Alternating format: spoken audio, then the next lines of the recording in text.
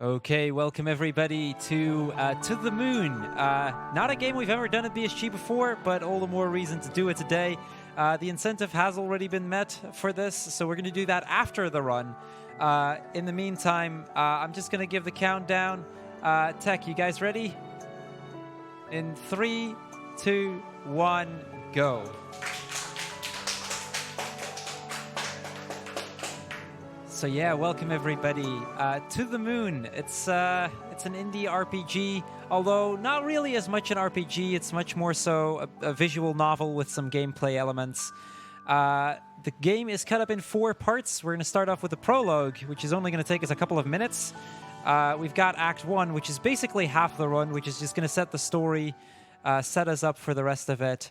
Act 2 and Act 3, where if you haven't ever played this game, well, spoilers ahead for obvious reasons, but let's just say I know a lot of people that have played it that have not kept it dry until the end of the run, and I'm no exception to that. So just a heads up there. We hear the kids play the piano, and well, we've crashed our car, and well, we've also run over an animal. So from here on, we're mostly just going to start mashing text. They're going to argue with each other about, who ran over what, and we crashed the company car in the process. So, yeah. That's not good. We're going to get the gear, our equipment, and we're going to head over to the house. Close off our car. So yeah, to the Moon, you'll notice, I'll try to point out a few of the jokes, but we're going to come up on the first one here. There's this boulder in the way, so it's their security system, clearly. We decide we're gonna just push it. You can actually also, for example, poke it with a stick or return, because, what's the point anyway? It was surprisingly light, though. Anyway, that said, we're going to move on to the house itself. To set up for our patient. And I guess while we do, I can kind of explain what the premise of the story is here. To the Moon plays off in a world where we have the ability to go into somebody's memories, specifically somebody who's dying. And what we've been contracted to do is to go into Johnny's memories and make his final wish come true. Basically, what the company does is they grant somebody's final wish. Now, they don't actually grant it, but rather they figure out why you never did what you wanted to do, why you never achieved that dream. And they alter one thing in your memory, because of which, butterfly effect, and you end up making your dream come true, so that as you die, the last thing you'll remember is your wish coming true. And with that, we're going to move on. Act 1. I never told anyone, but I've always thought they were lighthouses. Lighthouses are going to be quite important, as you might have already seen a few times. But yeah, we're 2 doctors, Watts and Rosaline, and we've been contracted by a man named Johnny to fulfill his wish, being to go to the moon. So yeah, with that, we're just gonna grab our equipment and we're gonna set up. You'll notice across this game that for the most of it, it really comes down to a lot of mashing and a lot of movement. There really isn't a whole lot more to it than that. But the story behind it is phenomenally written, which makes the game as powerful as it is.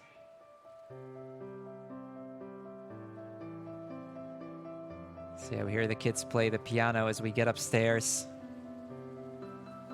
This is a theme you'll be hearing a lot as we go along. You'll see soon enough what the name of the theme is, but I'm not going to spoil that just yet.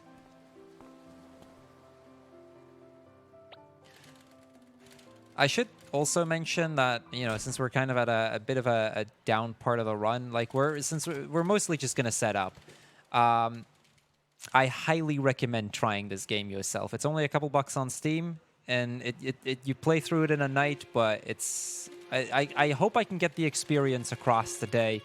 No guarantees I'll actually succeed. Anyway, we get our setup done. We're going to start setting up. One of us gets the... or is actually going to have the chance to... or is going to be able to set the thing up while the other one has a chance to kind of just explore around the house a bit. The doctor tells us that Johnny probably has a day or two left at most. He's fallen quite ill. We hear from Lily that his final wish is to go to the moon. And we should be able to get that done. Or at least so we'd expect. So here we're going to have somebody walk around the house. And I actually have to be kind of careful, because I want to select Rosaline there. It saves about 7 seconds, I believe, to pick Rosaline there over Watts.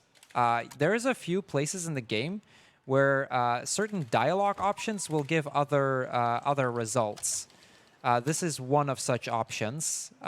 This is not a very significant one, but the first very significant one is actually coming up. I like to call it Lighthouse Skip. And it saves approximately 4 to 5 minutes. So it's a pretty hefty time save. So we meet Sarah and Johnny, who, well, Lily told us that they can show us around the house. Another thing I should probably mention is as I'm meshing, I'm actually not meshing the spacebar, which is what you usually do in most casual playthroughs, but rather I'm mashing C. I can use C and X for mashing. X only used to cancel options, whereas C mashes a little bit faster than the spacebar, which results in some minor time saves here and there. The kids tell us that in order for them to show around, we need to give them $1 billion, or the candy cane from the shelf in the kitchen. So we get them that candy cane.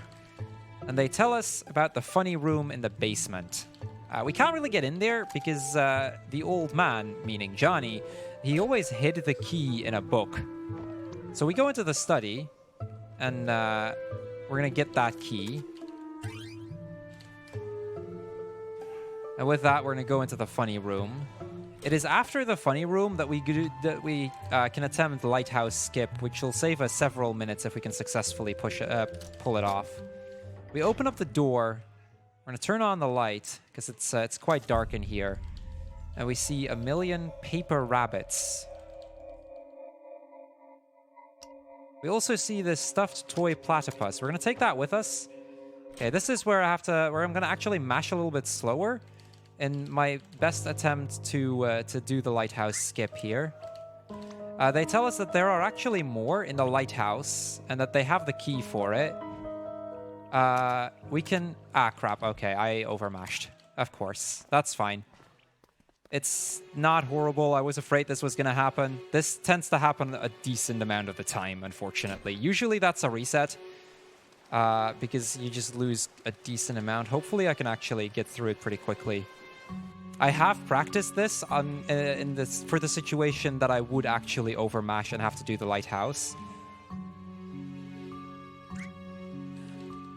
Because I remember doing this in my first run and just being like, okay, you know what? I'll just go with it. And I lost several minutes to it. Done optimally, it doesn't have to take as long, and it should still be fine. But yeah, it's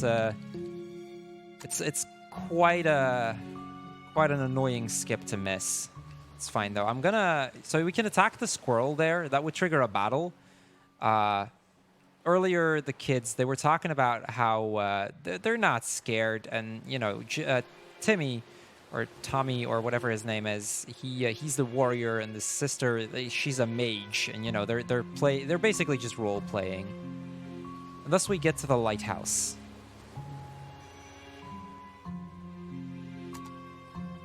Can I do a quick donation? Yeah, by all means, go ahead. I have a €10 donation from Laura Berry saying, I love playing this game. Get ready for a lovely story. So we open the lighthouse and we move over to a tombstone, and that's actually the gravestone of River Wiles. We don't yet know who she is, but she's going to be pretty important to the story. So here on top, we find many more of these paper rabbits. And one stands out in particular, a paper rabbit, and the only one made of more than one color. Okay, that was a pretty decent lighthouse segment considering we failed the skip. That probably, yeah, that lost me about a minute and a half to 2 minutes. That's not as much as I was afraid it would. Unpracticed, that can be quite a bit more than that. Okay, here we go. So, on to the big part of Act 1. So what Act 1 is going to be about is that we're going to go into Johnny's memories, and we're going to travel back in time. In order to do so, in order to travel back through his memories, we always need one piece of value, something that links memories together. The memory that we start off, because it's the first one that we can actually start at, is the memory of the day that he called us to get the contract to make his wish come true. It's the last accessible memory. So here we go. We're gonna go outside because, well, he's watching over on the cliff towards the lighthouse, together with Lily.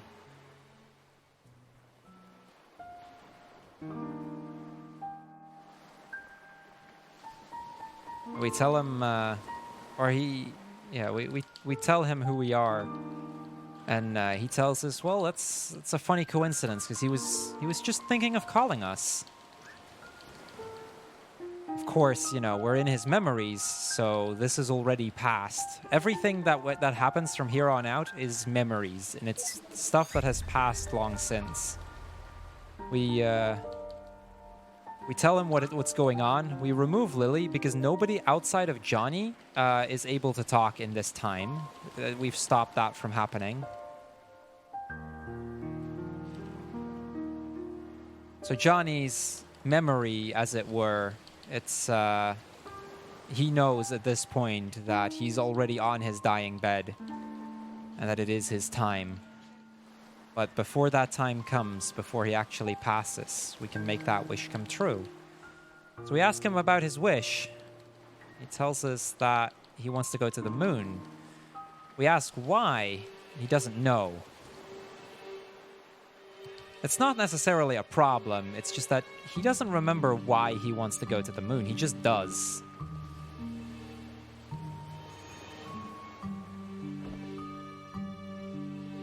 So he gives us the first memento, a paper rabbit made of more than one color. We're going to use that memento to travel back in time. And this is where we're going to get a couple of little puzzles. Now, the first one is, of course, very easy. I actually have notes for every single one of these puzzles to ensure that I always get them first try. Because you can actually lose quite a bit of time on those puzzles if you make a mistake somewhere. They're not terribly difficult or anything, but it's easy to lose time. And with that, we're going to travel back. We're not going to go back very far. A couple of months, maybe a year at most. That's about what we're talking about. And we hear him play the piano. We make ourselves invisible so that he actually doesn't notice us being around. And for every one of these memories, what we have to do is we have to find 5 pieces that can unlock the next memory, basically. So yeah, Johnny's somewhat frustrated with something. We don't really understand what and how. Yeah, as we have 5 pieces, we can use those on an item that links the memories together. The first one is the umbrella that you saw downstairs just now. Now, all of these items will, or pretty much all of these items will have more meaning later on. So we saw pickled olives, we see the umbrella, we see the multicolored paper rabbit, and we've seen a book that'll come into play quite a bit later on. So yeah, he kind of jokes around and Hadoukens the memento, you know, as he triggers the last one.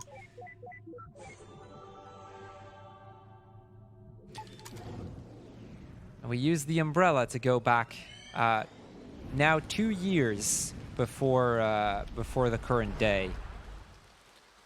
We see Johnny stand over the grave that we saw before because we failed Lighthouse Skip.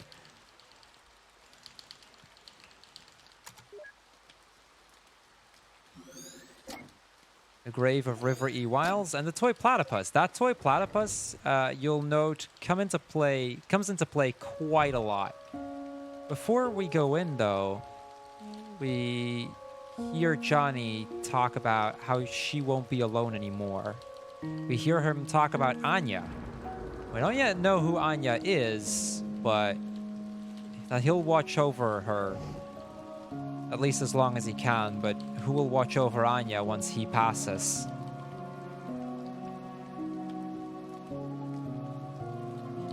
We find out that River was Johnny's wife, and he tells us that it didn't need to happen, that she didn't need to do it. We don't know what that is yet. He doesn't understand, but there's something that has happened that didn't need to, apparently. Into the lighthouse we go.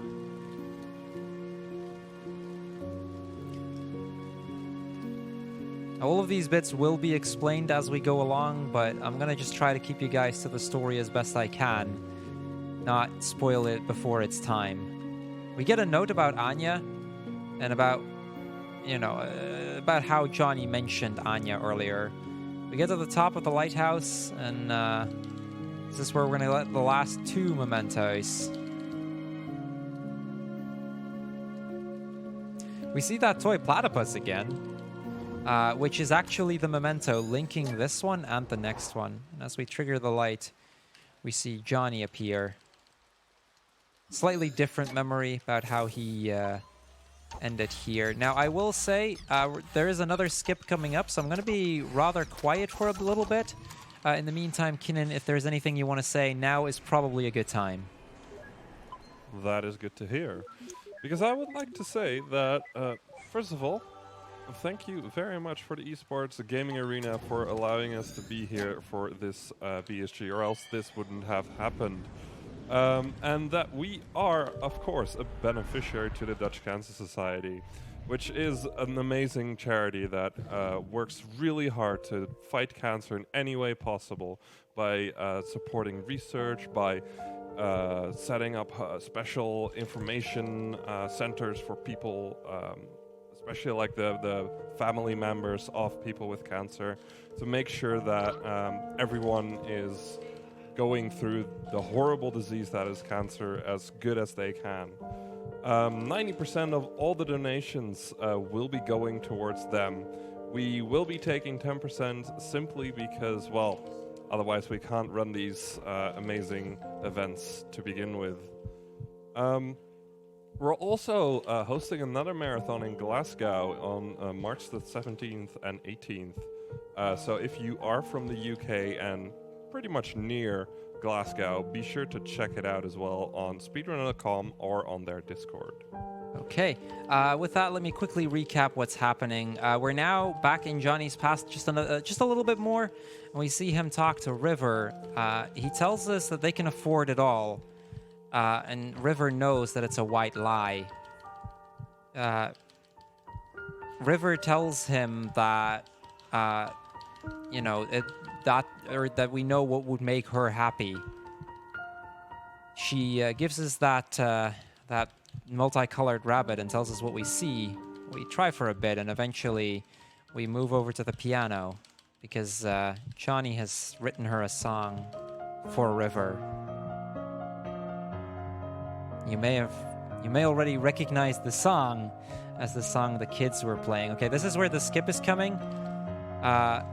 There's another dialogue option here that's coming up, which will allow me to skip the entire rest of scene 4. It's the only memory that we can mostly skip. There we go. Okay, we at least got that one. It saves about a minute to skip that, so it's a decent amount.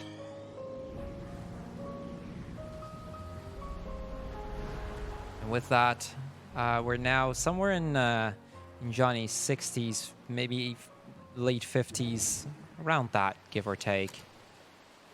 And we're back at the lighthouse. We're going to move back. And, well, this is... Well, you might remember that house that we saw earlier, that we were in earlier.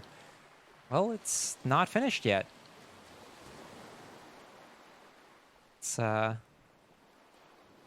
being built as we speak. And this is where we're going to get a pretty heavy bit of story. We see Johnny... pretty sad, all in all. We also see an old friend of his, Isabel. Neil and Isabel have been good friends with both Johnny and River for a long time. She brought him some pickled olives. And Johnny says that, you know, whatever she has, it's treatable. River is sick, but it's treatable. The problem is they can't both afford her treatment as well as the house. Now, if River were to know this, he knows what Johnny or what she would pick. She would pick the house, not her life. Johnny tells Isabel that he's going to lie to her, telling her that they can afford it all because he doesn't want to lose her. After all these years, can he not be selfish for once? He doesn't want to be alone. Isabel tells him that it's arrogant. It's not what would make River happy.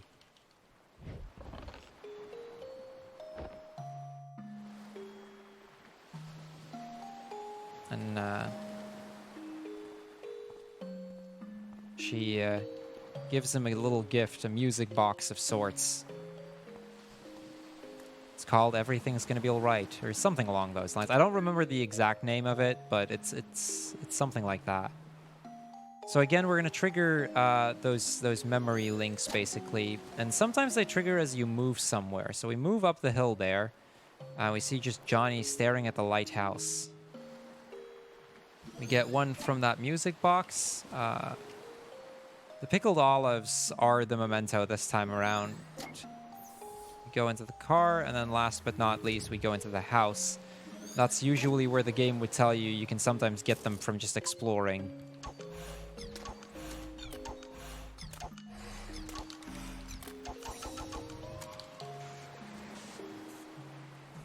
Okay, so here we go.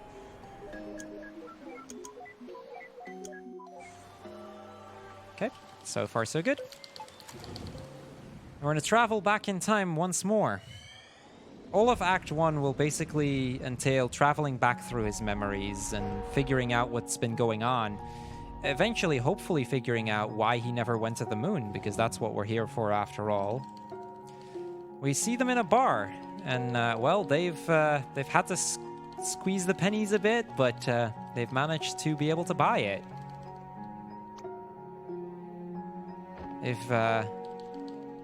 It's going to be rough, and they're going to have it somewhat tight financially, but it's made them very happy to be able to afford it.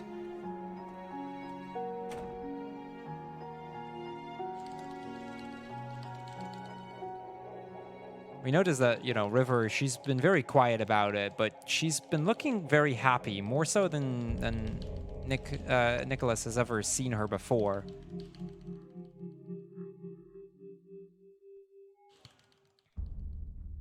Now, there is one problem, though.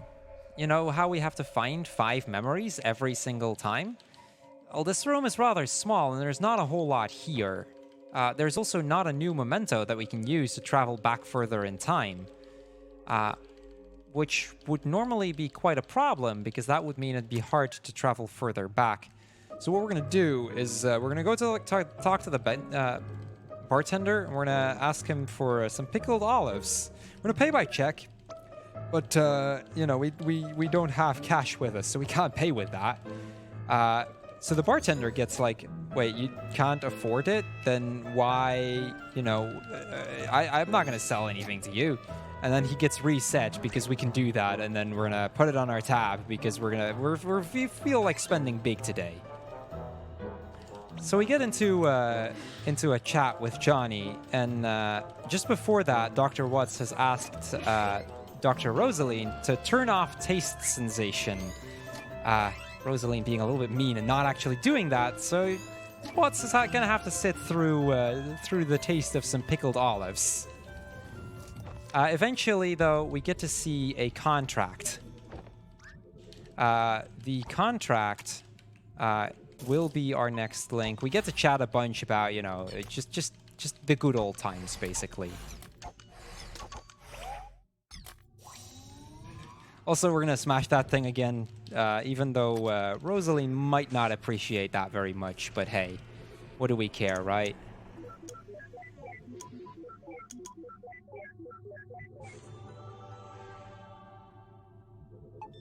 And that gets us to the contract, and with that, we're gonna move back once more.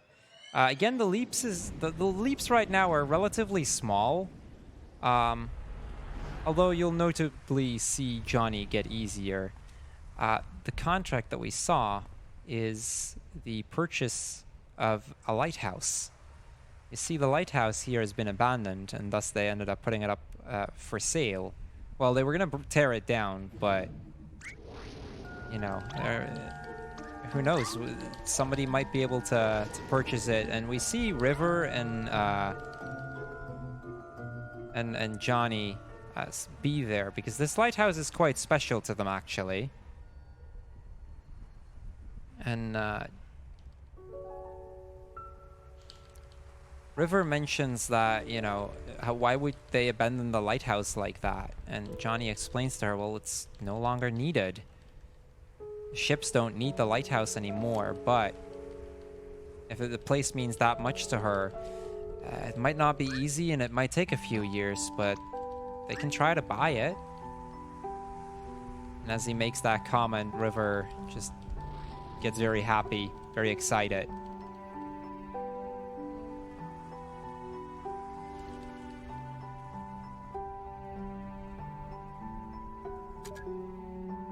We're just gonna move away. Also, this is the point that we realize. Remember how I said that there was this Anya who we were supposed to, or Johnny was supposed to look over? Or, yeah, that Anya is the name of the lighthouse. As we move back, at the end of the road, we find a paper rabbit. Not the first time we see one of those.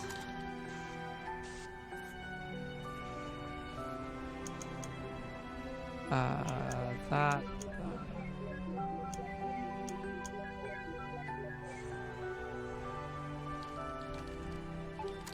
And with the paper rabbit, we're going to move back in time once more. To the day where Johnny found the first paper rabbit lying around on the floor. He's gonna see what River is up to.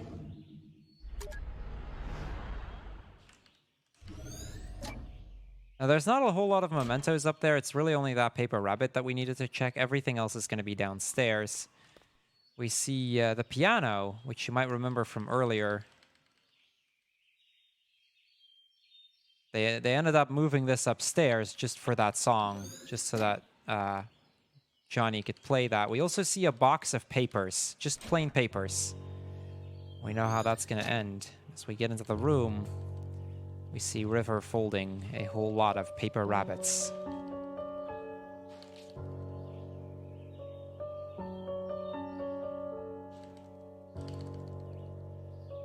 She asks about the rabbit that she left us, or that she left Johnny. To describe the rabbit, it was yellow, a bit puffy. It was an origami rabbit. What more is there to say? River is acting a bit strange, but she won't tell us what's actually going on here.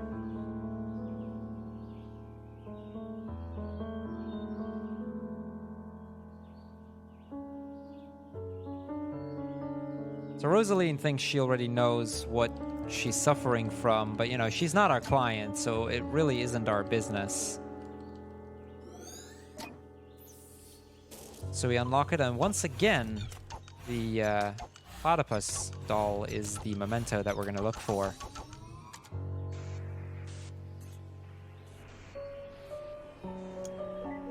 this one's pretty easy.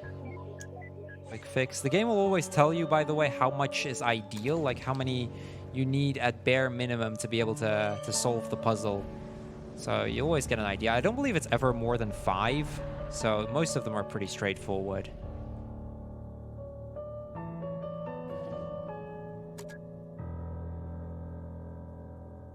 You can probably hear that, you know, music stays quite ominous. Once again, we're at the site of where the lighthouse is going to be, or where the lighthouse is, rather.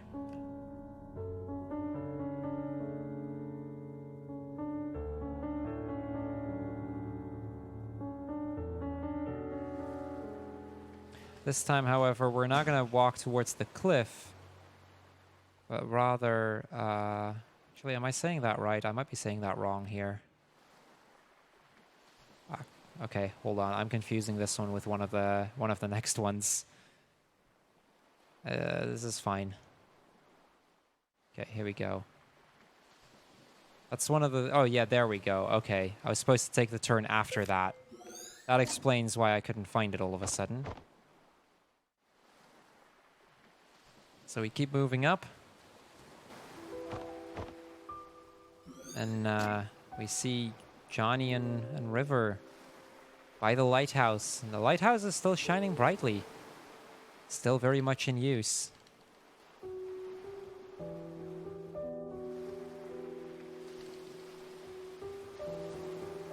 Talk about long ago, about how they first met.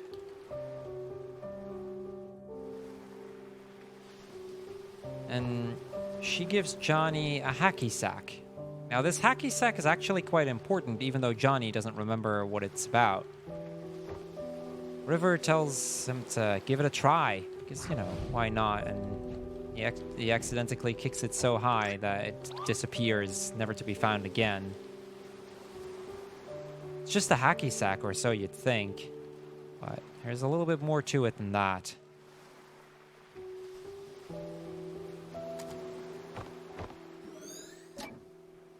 Have I missed one? Okay, there we go. We get to the backpack. This backpack is going to take us a decent bit back. Can I do a quick donation in the By meantime? all means. I have a 20 € donation from Fielsmeister Box. To the moon. Manly tears were shed when I saw the playthrough about a year ago. Crrool, did you know that the sequel was released a few months ago? The weather forecast for that playthrough is tears with a chance of feels. I actually did not know. I will have to play that very soon. So yeah, I guess while we're here, I can probably explain how I even got to this game. So, about a year and a little bit ago, I saw another streamer, Game Squad. It's a casual streamer that I watch regularly. Pretty tough guy, you know, and he said if there's ever a game that you'd want to see him cry at, it was this one. And at that point, I was pretty much already sold, and I already knew, you know, that, like, if it can make somebody like him cry, it's got to be pretty darn good. So eventually, on a casual stream, I ended up streaming through the entire game in a single night. And I was not disappointed. I actually didn't want to run it for a very long time, afraid that it would ruin the game. But eventually, almost a year later by now, decided to pick it up after all, and I was not disappointed. So yeah, we see Isabel, Nicholas, Johnny. We see them talk about how River has some condition, apparently.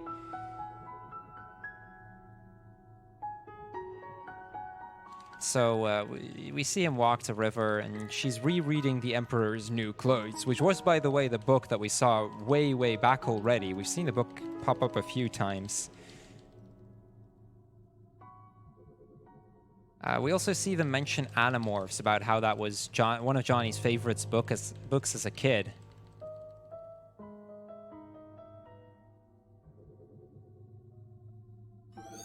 So she decides to get that one.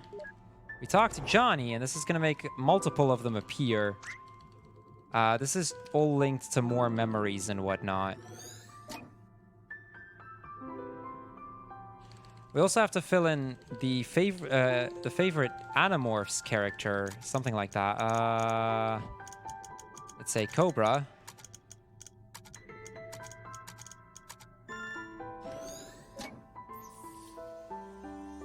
Heck, where is the memento again?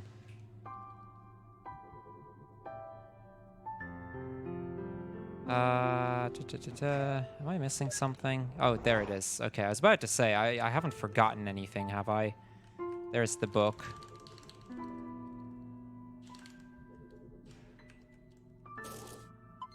Because, well, that book is what's going to bring us back into the next bit of his past. And if I'm not mistaken, the next scene is one of 2 places in the game that has RNG in it, because that's still a thing in this game. Might not look the part, but there are a few places where that's a thing. And one is coming up pretty soon. So that's Animorphs. Oh, no. We've got a different one first, and this one's pretty good. This is one of the best scenes that we're going to go through as we travel to his past. It's the wedding scene. And guess where we're at? I'm sensing a theme when it comes to places here. Well, you're not wrong, because, well, where do we end up? Another lighthouse. Well, the same lighthouse. I have forgotten one of the 2 pieces. So this is a thing that generally comes into play with this game. I've kind of been messing up today, which we'll see how badly that'll come into play. But if you miss one memento somewhere, it'll stop you from progressing. The memento that I forgot was the pickled olives, which was on the table there. I wasn't 100% sure. I thought there wasn't any. So I figured, oh, I'll just go fast and go up. And because of that, I just missed it, which is kind of silly, but hey. So we trigger the lighthouse, and with that, we see River and Johnny talk. We go back a little bit further, because this is actually the day before their marriage. And they're talking about, you know, whether they feel any different. Actually, am I saying that right? No, this is the day after their marriage, I believe. Something like that. Time is a little bit wonky around here. But they ask each other if they feel different, and River says that she feels the same, but Johnny says that it feels a little bit different. They also decide to name the lighthouse that they're standing at, you know, just as a memory, to name her Anya.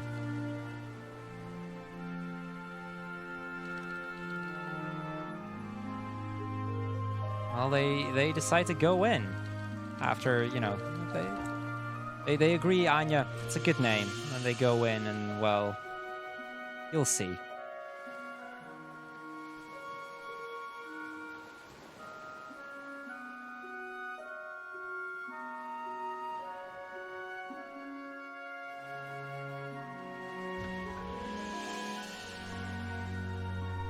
River is a bit scared because she doesn't know how to dance. Johnny just tells her to follow his lead.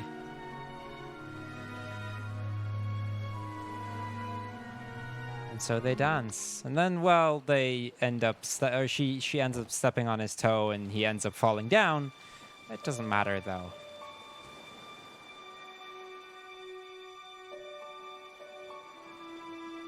And with that, we get to see...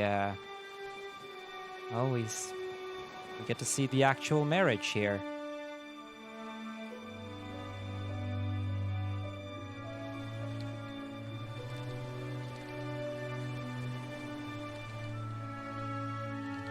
And thus they get pronounced husband and wife. You know, happy ever after, right?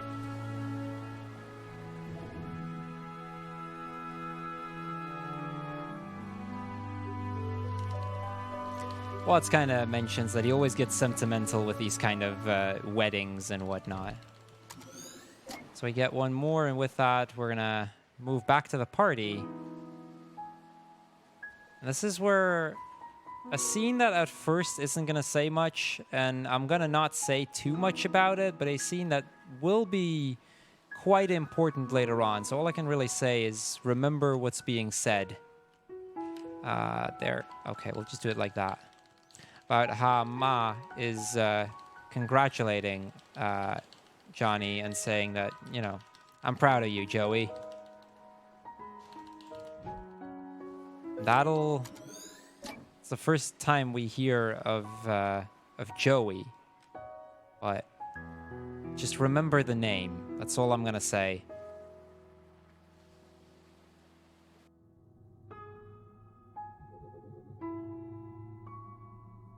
We also, as we go back, get to a slightly less pretty scene about how just before the wedding, well, they were getting late, and you know there was talk of roadkill, about how there was a dead rabbit on the road, and River got all sad over that. Okay. Wasn't a great scene, but all in all, I'll take it.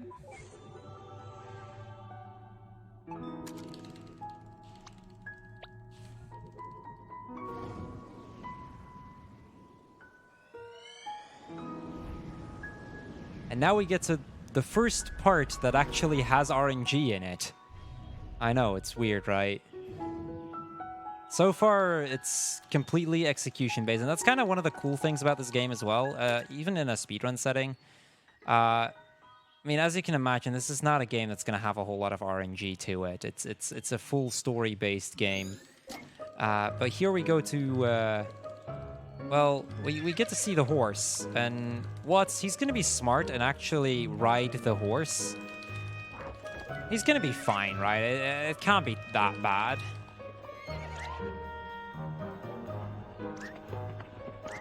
Well, yeah. We're going to just not bother, and we're just going to move on.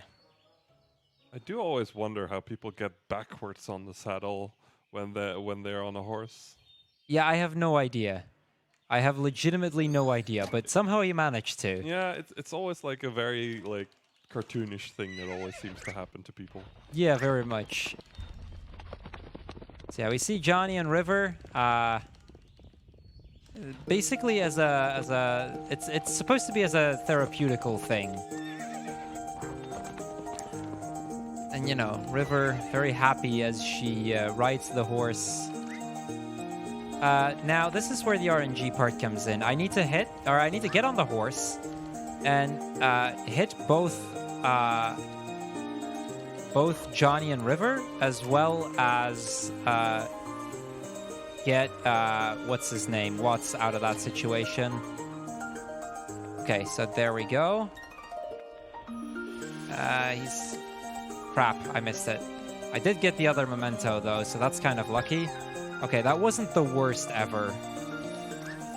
Now he does mention that he's found something, so we're now gonna have to go all the way to the right here.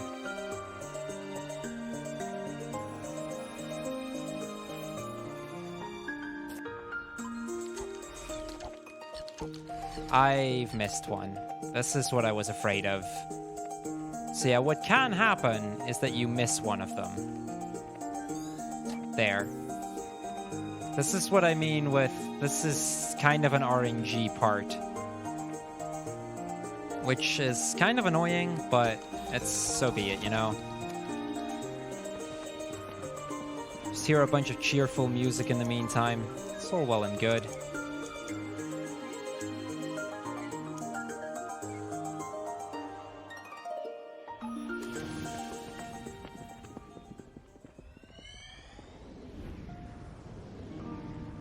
Now we get to a little bit of a less fun scene.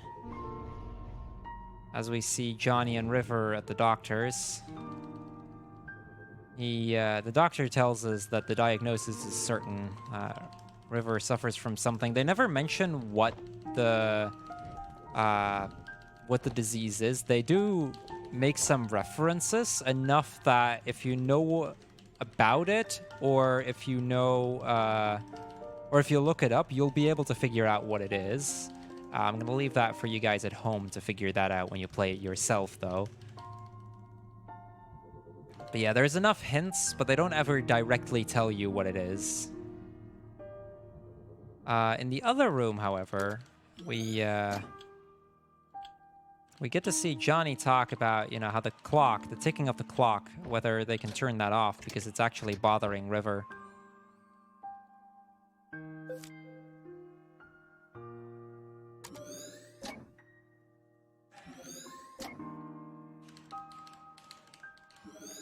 We also get to see the platypus once more, because that's basically always a free memento.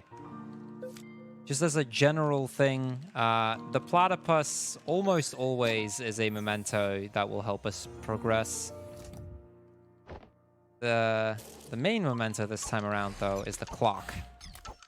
So we're not gonna stay here very long. I'm just gonna prepare the memento and move on.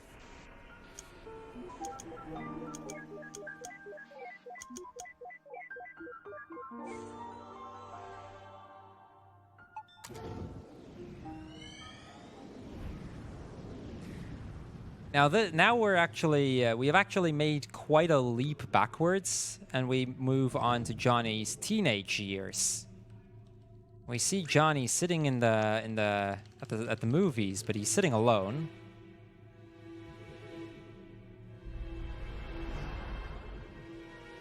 We're now in the last couple of memories that we have to go through. By the way, we're getting towards the end of Act 1. Yeah, as we see Johnny sit at the movies, we see him look around a lot, and we see him move out. We know something's up, but we don't really know what yet.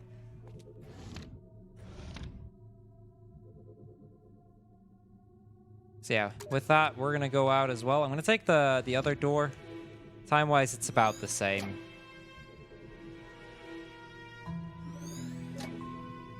Now, as we move to the front of the cinema, we also see Johnny as if he's waiting for someone.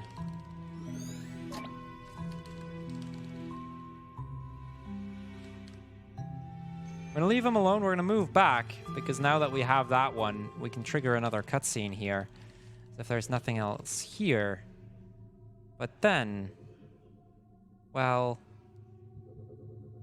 you see, he wasn't actually supposed to be at the movies alone, because he actually asked somebody out.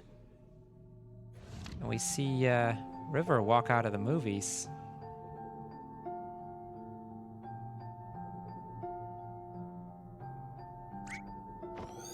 Johnny gets kind of startled by it, because he was waiting for her the whole time. Like, they were going to watch the movies, or they were going to go to the movies together.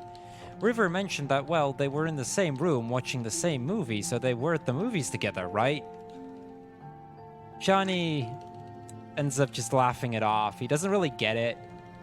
He just thinks it's weird, but, you know, they decide to go back in, and this time to sit together, because that was the idea all along.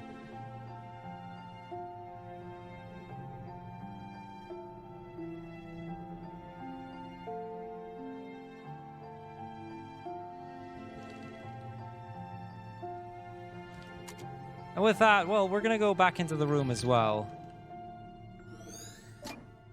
And, well, you might have already guessed it, but once again, the memento is that plushy platypus.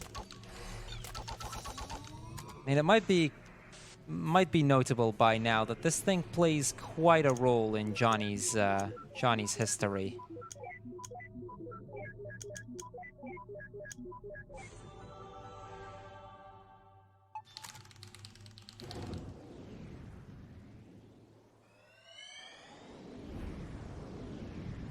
Okay, with that, we've got 2 more for Act 1. And this time around, we're only going to travel back a few days. It's the shortest leap we've done throughout the entire game.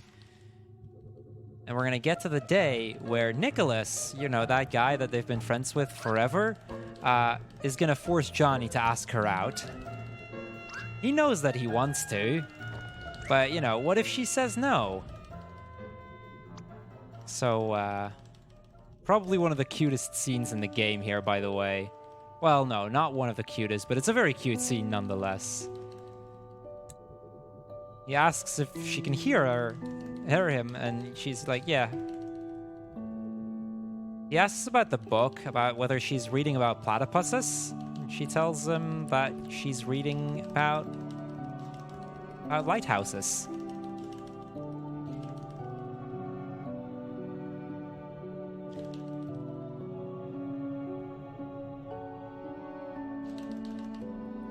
And well, Johnny, he ends up he asks her if she would like to watch a movie together with him. She says she doesn't know and that she can't because she doesn't have a time. And Johnny suggests Friday evening. And he says a specific time, and she says yes.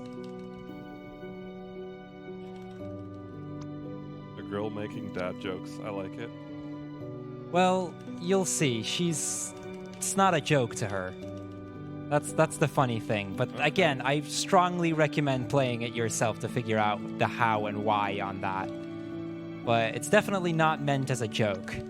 I guess. Yeah, they decide that they're gonna go out together. Nicholas kind of starts scolding him because, the way that he asked her out was kind of pathetic. But it's all right. And then we walk into one of the classes. There's actually a cutscene for every one of these classes, but this is the only one that triggers a memory link. Teacher asks a question and then asks River specifically. He asks for the year that Columbus got to America or something, and then she gives a really big answer, way more detailed than what the teacher ever asked. And well, we're gonna also walk into the gym class. We see the guys doing push-ups. Just high school things, basically. And then our last stop is going to be at the cafeteria.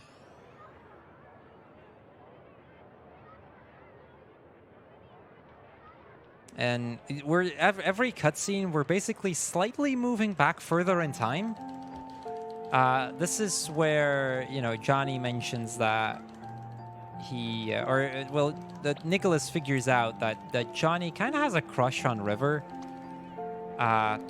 Nicholas just finds her weird, but Johnny likes her. They also mention that there's something strange about her.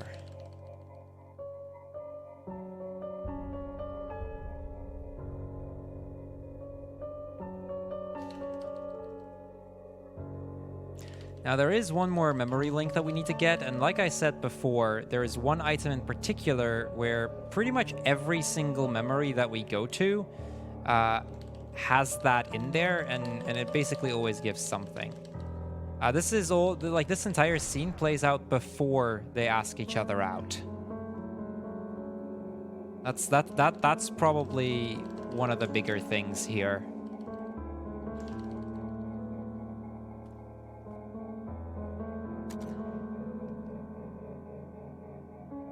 Okay, so in my earliest runs, I always got confused here whether I needed to talk to River or to the platypus, because of which I sometimes walked up, which can lose you quite a bit of time as well. Just a minor little thing, but we end up going towards the backpack. That's the next memento that we're gonna use. Watt's trying to make another joke, and Rosaline gets kind of upset with it, but hey, here we go.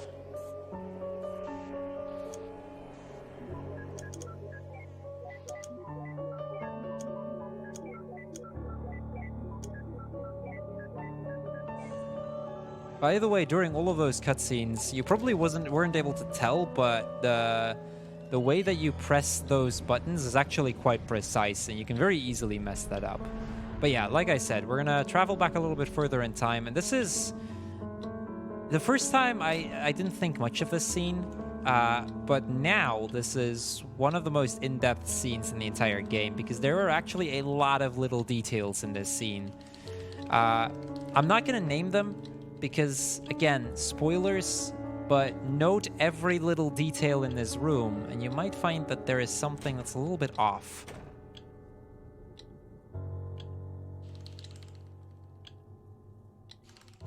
We also heard the mother refer to Johnny as Joey once again. Also, these are pickled cucumbers, not olives. Just as a casual side note there. Get to see the books. We step on the couch for one. The grandfather clock. And then we get to the football. This is the last one that we need to unlock for the end of the game. Well, the end of the memory skipping, at least, for a while.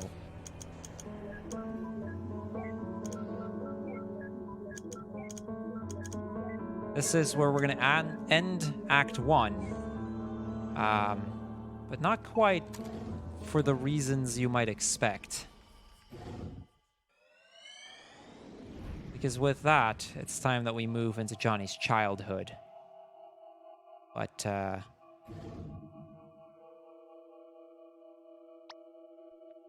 it smells of roadkill. I should mention that first and foremost. They mentioned that, but something is off because for the first time, they don't end up inside the memory, but rather on the edge of it.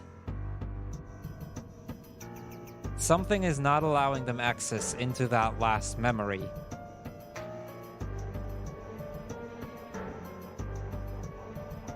It's the memory police. It could be. We might have been speeding through these memories a bit too much. But yeah, what they suggest is that it must be the machines malfunctioning, but they thought they fixed that like a year and a half ago already. Because this used to be a somewhat more common thing. But yeah, with that, well, we can't really do anything here, so all that we can do is just travel back and trigger the memory link. Basically, what we need to, or what we're going to try to do, is we're going to link all of the memories together, which should trigger the why as to why he never went to the moon, why he never became an astronaut. Also, that's the end of Act 1. Thus we start Act 2, Billions of Lighthouses, Stuck at the Far End of the Sky. Those titles actually mean something, by the way. I'll point them out when we get to that, though. But yeah, the idea is that we now need to link the memories together, transferring his like dream back to his childhood, which would alter that one thing that changed everything and would cause them to go to the moon.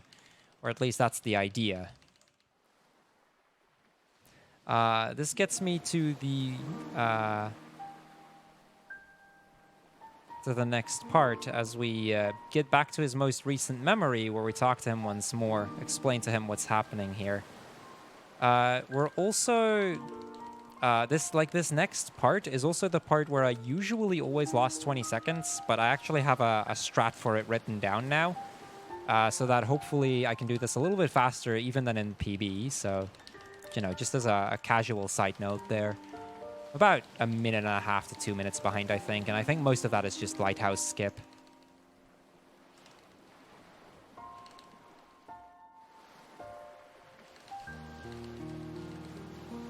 So yeah, here we go. This gets us a funny little mini game, actually, where we have to link memories.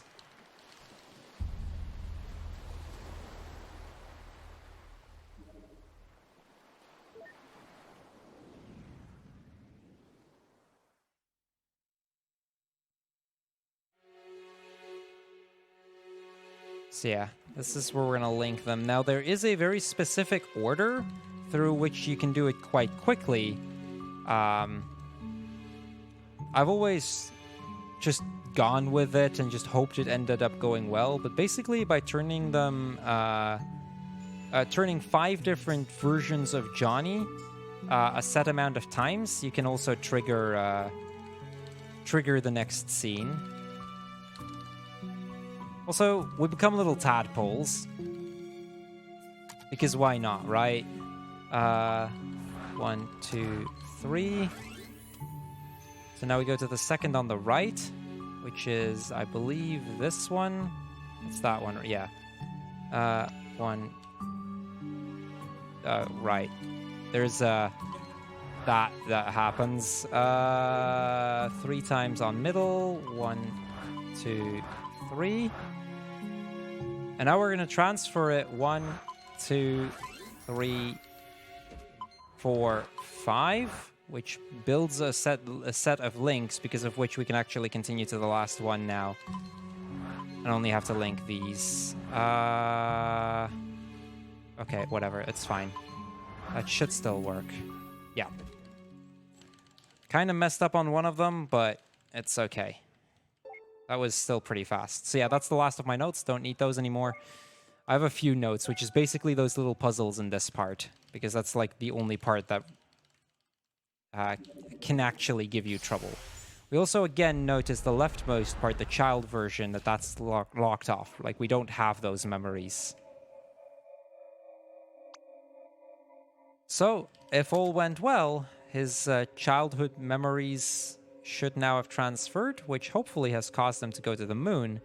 So we're gonna warp back to oldest version of Johnny and see if that wish actually came true. Now, usually there's at least some changes here, but everything seems to be exactly the same.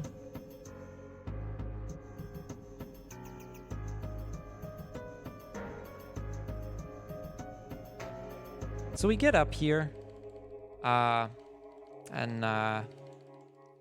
we introduce ourselves. Let's see if something happened.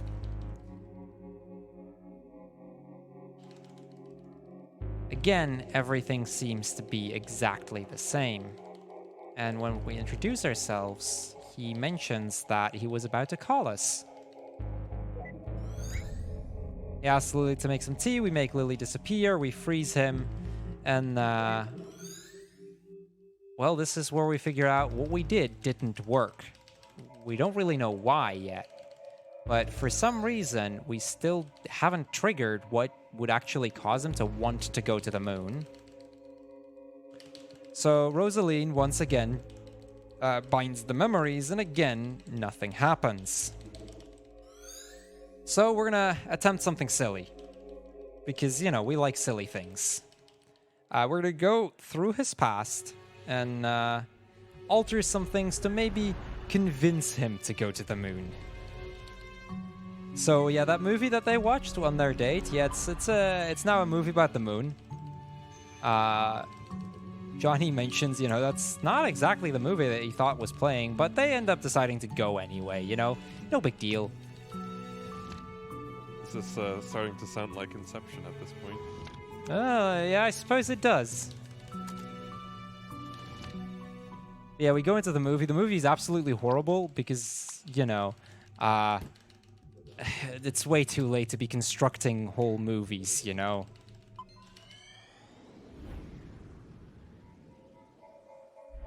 So we get back here, and again, nothing has changed. We remove Lily. And we're going to travel back once again. This time we're going to see if Neil Watts had more success. We do see a difference, though. You see, there is something going on in the gym. All the kids are gathering there.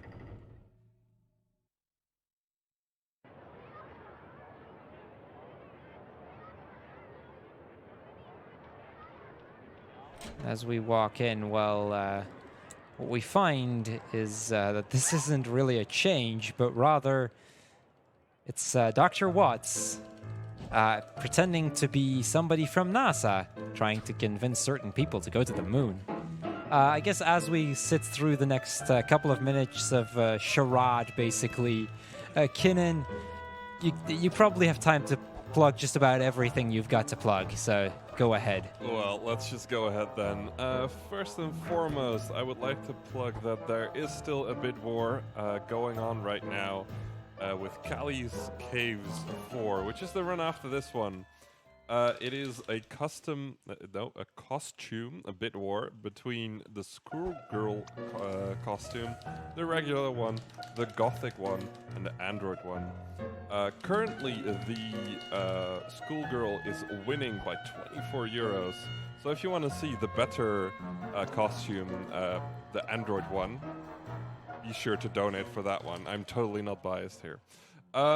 I would also like to plug where the donations are going to, because they are going to the Dutch Cancer Society, which is a charity focused on making sure that more research happens and that people who are currently fighting cancer have a better quality of life while fighting the disease. I'm not sure if I Yeah, have to keep going, keep going. Wow, We're gonna get this is a more long section then. Yeah, we've got more. Well, that section specifically is over, but Okay. we're gonna try in a few other time places right Oh, now. So boy. go ahead. Anyways, like last year, we'll also be doing another BSG annual, which was absolutely lovely last time, and well, you don't want to miss it. It will be held in Bladel, again in, well, somewhere in the south of the Netherlands. And it'll be running from August the 19th to the 25th. Currently, the submissions are open until the 6th of May, if I remember correctly. So be sure to get your submissions in. We will be kicking open the registration or the tickets and everything at a much later date, so be sure to check out our Discord and or Twitter for notifications on those dates. Speaking of a more different kind of events, we have a wonderful sister organization in the UKSG who is holding a marathon in Glasgow over the 17th and 18th of March. So that's just in a couple of weeks.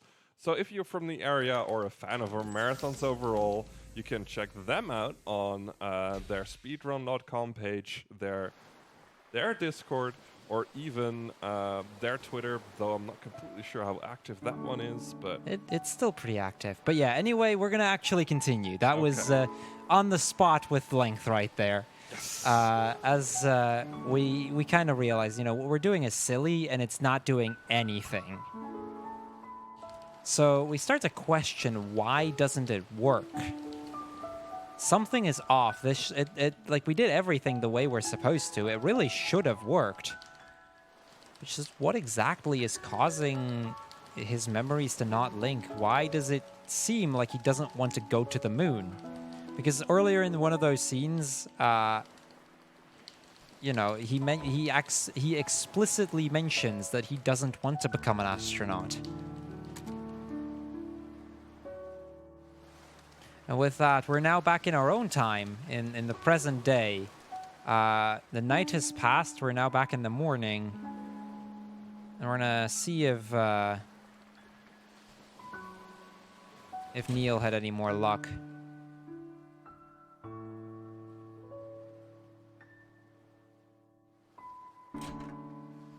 He's calling the company. Turns out that, or as we'll find out in a little bit, that, well, the machine is definitely not broken.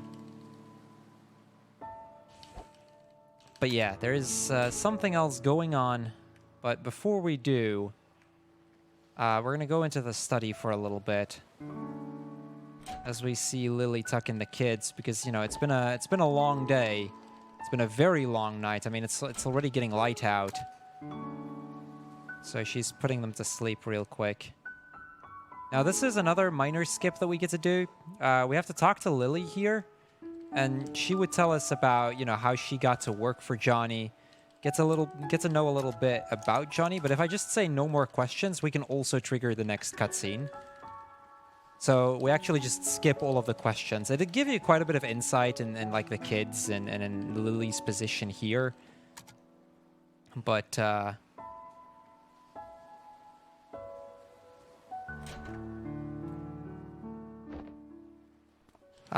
with that, Watts tells us that what he just found out is that there are some hidden medical records from Johnny. It turns out that way back when, he's received a heavy dose of a memory blocking medication, basically. And the only way to get there, to get further back, is to trigger those memories from activating, or trigger the memory and activate them once again. The thing is, Johnny's unconscious. So there's not a lot that we can do. And then, well, first of all, he runs in for his coffee. That's one big thing.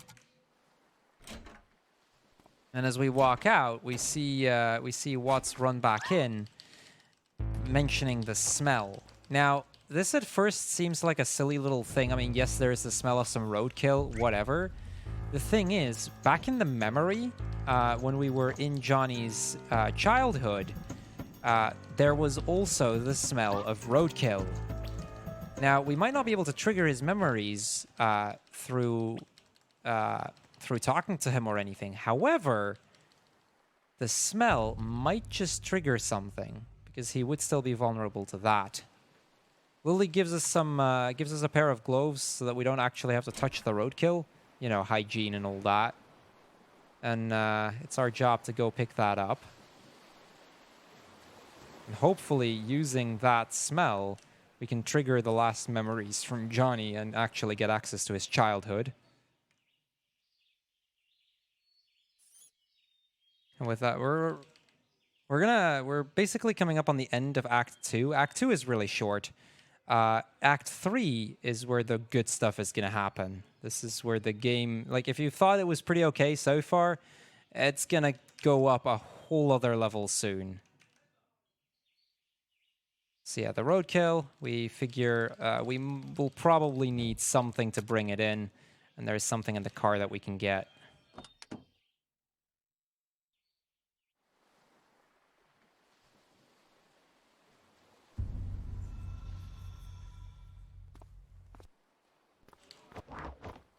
Watts decides to run out. We don't really know why. He never really mentions why. He just makes up some random excuse that really doesn't make any sense, but hey.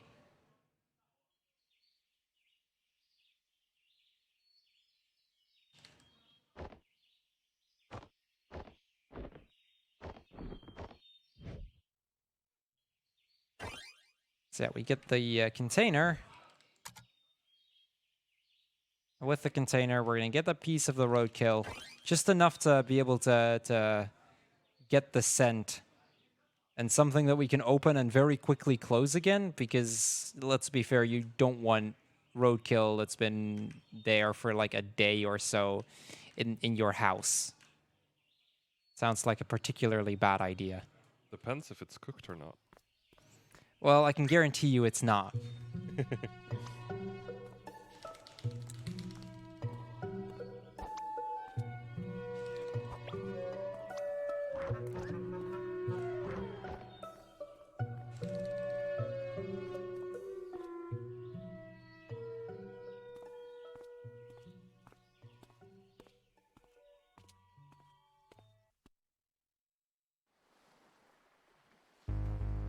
So yeah, off we go. The idea is that this is where we're gonna trigger it. We tell them to trigger or to let the smell out for exactly 3 seconds, just enough to hopefully trigger the memory and get us a chance to get in there. So I hope you guys are ready for some heavy stuff, because this is where it's gonna get quite heavy in Act 3. They shine their light at the other lighthouses and at me.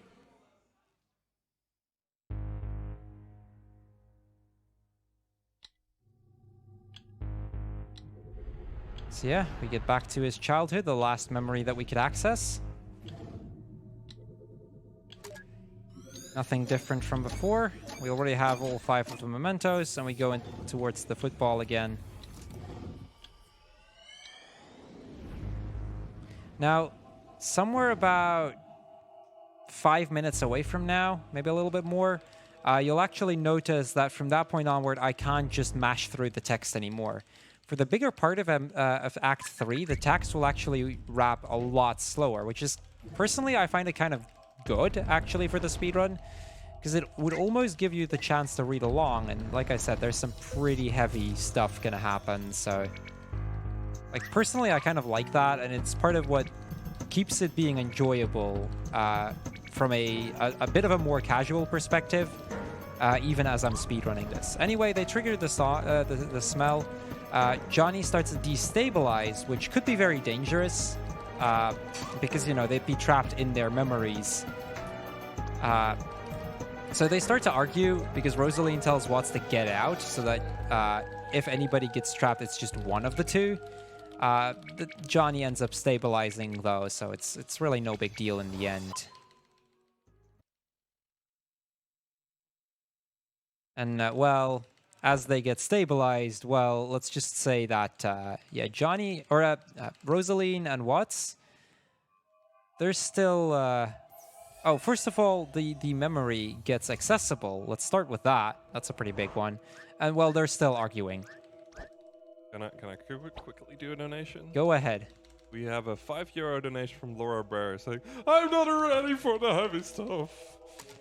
I'm not sure if I'm ready either. Well, I hope I can just hope that you are, because here we go. We go into the next memory, and probably one of the heaviest ones. Because we've now actually gotten access to Johnny's childhood. We're now at the time that he's like 6, 7, maybe 8 years old at most. They don't actually mention a specific age. It does feel a bit odd around here. We mentioned that right in advance, and Rosaline mentions that she's noticed something and she just hopes that she's wrong about that.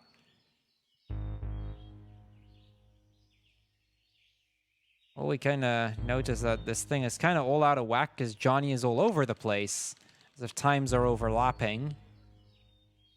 We also see the roadkill in the corner there. But,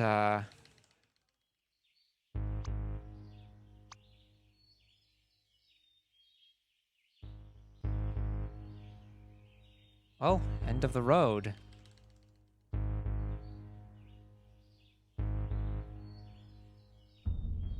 Everything seems so peaceful, but Rosaline mentions that we need to go back now.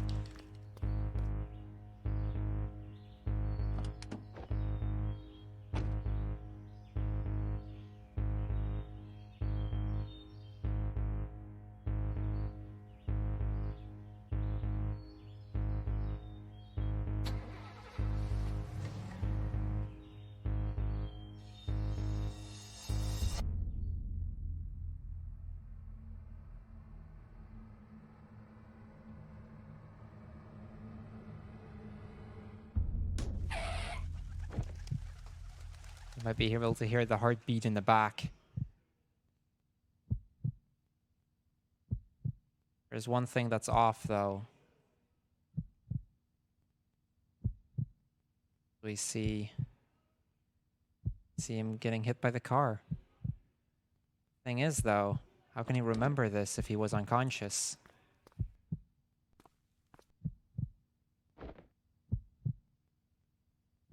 That's what the doctors will say in a moment. How can he know if he didn't see? This is memory, after all. But he didn't see, he didn't get hit. It's Joey that got hit. Now, if you've noticed, in the last of his memories, you might have noticed that there was a bunk bed.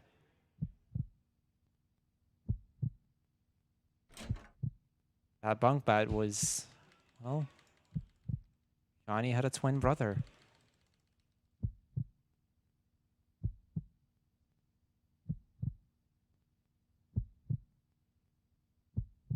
Johnny's memories were just blocked off, but his mother, she was too old. They couldn't be. Must have gone crazy as a result.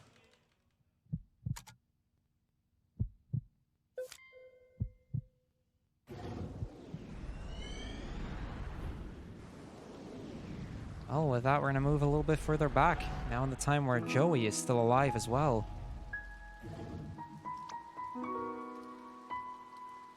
There's 2 more memories.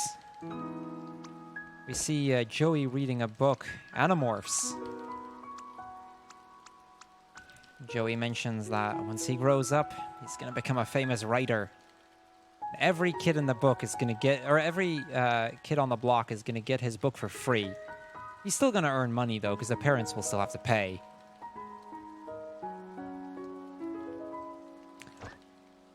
They also start talking about a prize they won at the fair. Joey won a train, but it was the last one. And he asks what Johnny did with his prize. He says that he gave it away. Joey comforts him a bit because, Johnny is allowed to play with the train as well, of course. I mean, they're brothers after all. So they go off, gonna confuse the neighbors.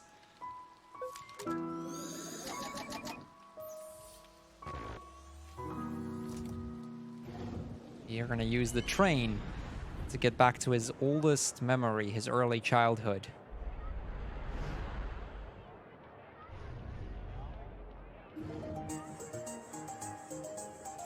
We go to the fair. We see Whack-A-Mole, where, well, Joey played first, and he won a train, but it was unfortunately the last one. So Johnny had to settle for something else. We're going to play some Whack-A-Mole, shall we? Let's see if I can actually do this. I'm going to try my very best on this. We want a perfect score, of course. Okay, these controls are really finicky. Let's see if I can try.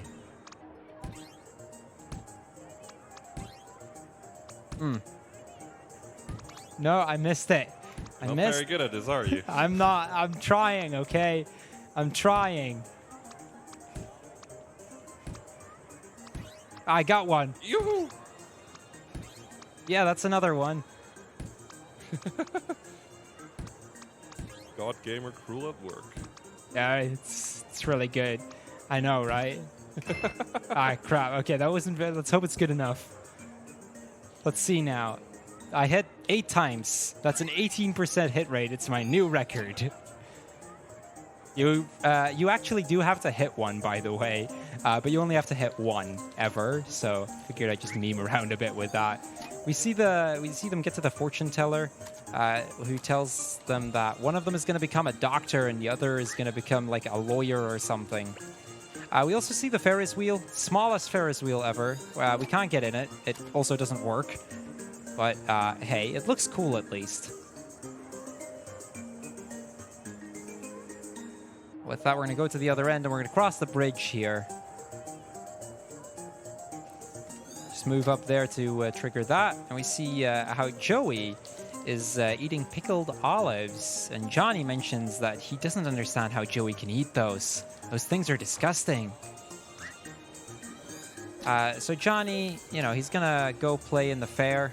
Play in the playgrounds over here. His mother tells him, don't go off beyond that, but you can play. It's all good. Now, Johnny, being the good kid that he is, of course, just sticks to Johnny. Johnny. Well, okay, I guess he is not that good kid that just follows his mom's orders. He's gonna go off here. Dang it, Johnny. We're gonna follow him for a bit, and then he just stops here.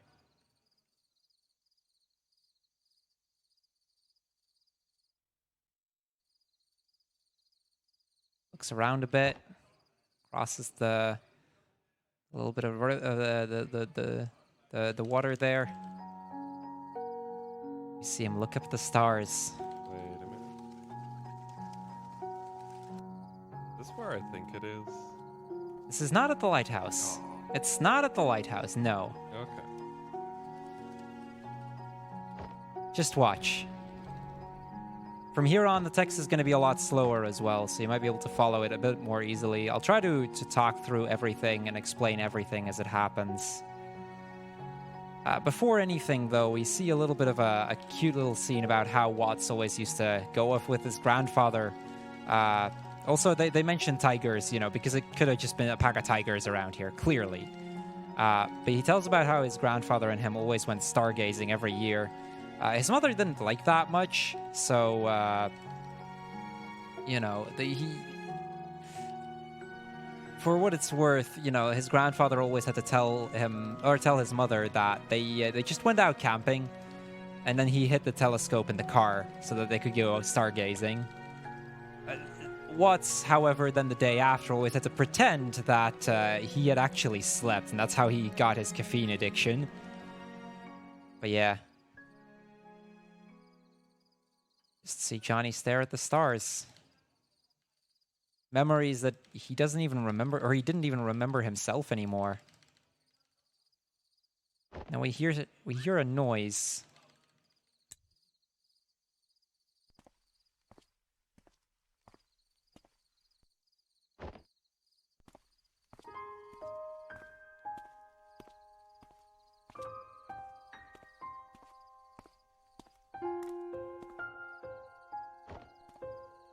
So Johnny goes over and say hi, but River, or the girl rather, because we don't know that her name is River yet.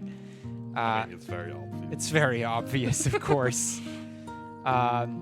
She starts to walk away. She tells him that she's in her spot. Johnny tells that he doesn't mean to hog the place for himself, and he asks her to join.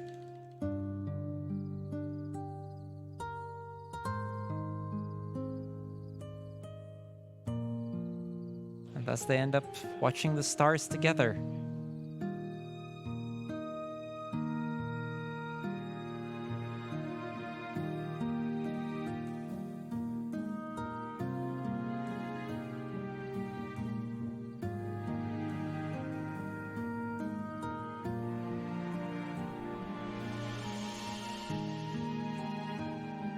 Beautiful starry night. Just look at them. You know, there were so many lights in the sky. She did, of course. And Johnny pretends that he did too.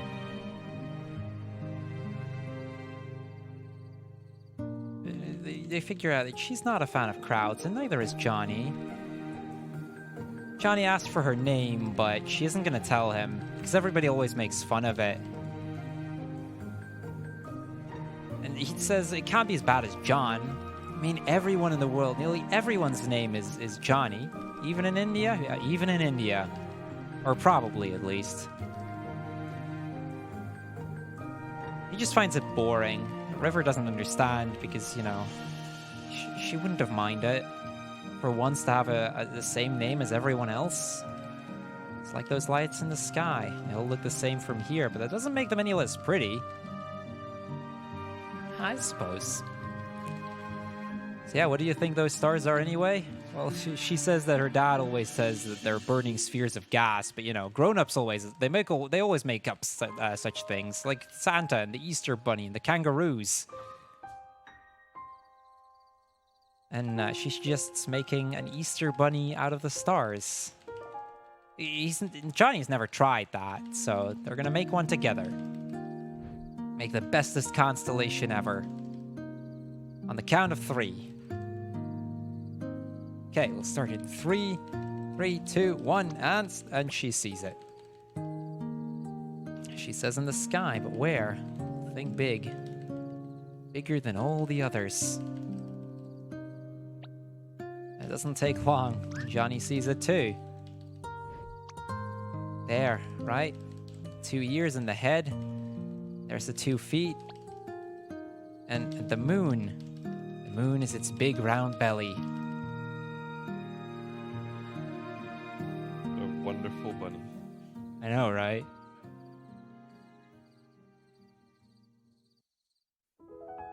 So, what do you think they really are? The stars, I mean. She's never told anyone, but I've always thought they were lighthouses.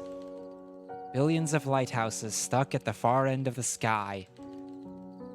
It must be lively, but she says that it isn't.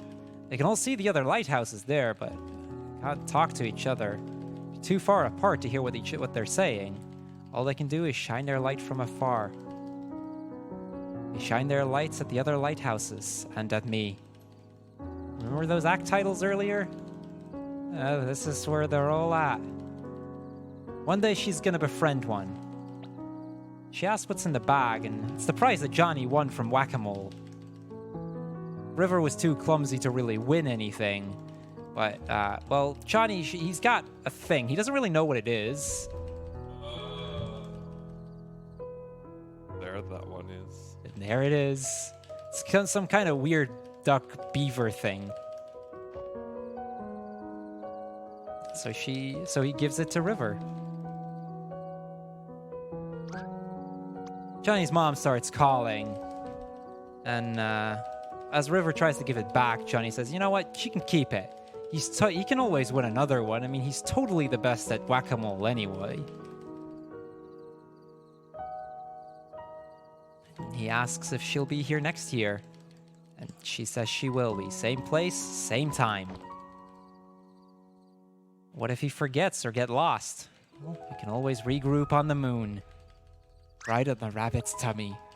Oh my god. Also, there's a hacky sack in the back. Might help her become a little less clumsy.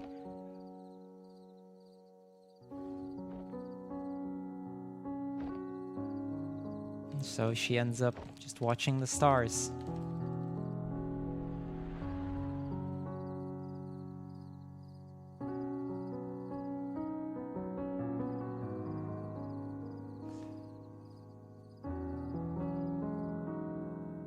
If they ever get lost, well, you know what that means.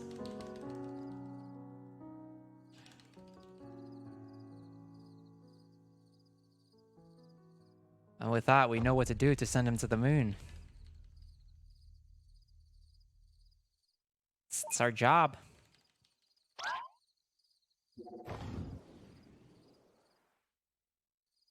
And it's kind of weird to think about it, but at the end of the day, the only reason he wanted to go to the moon was, well, was her.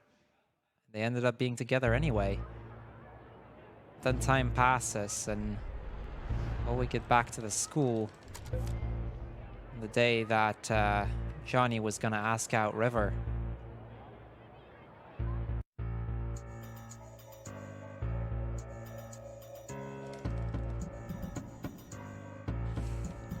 I mean, Rosaline mentions that this is what we were contracted to do. We'd be in for court hearings if we don't actually do it.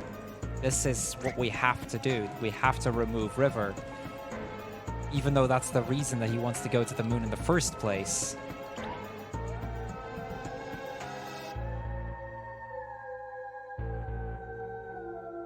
We signed up to make him die happy, but...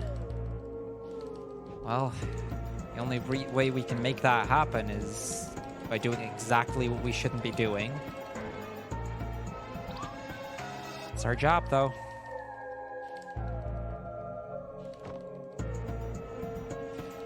With that, we're also gonna make a quick sidestep here. We're gonna come up on the second part of the game and the last part of the game that actually has RNG in it. I know, that's still a thing. As we get to a little bit of a cool little mini game. Rosaline is gonna alter things, and in order to prevent us from being able to stop her, she's literally changing everything around us. She's booby-trapped these hallways so that she has some time to remove River. Now these spikes, they pop up randomly. And every time I fall into one like that, I can lose a decent amount of time. Oh, that was on me. Sometimes those books can just push you into it and there's not really anything you can do.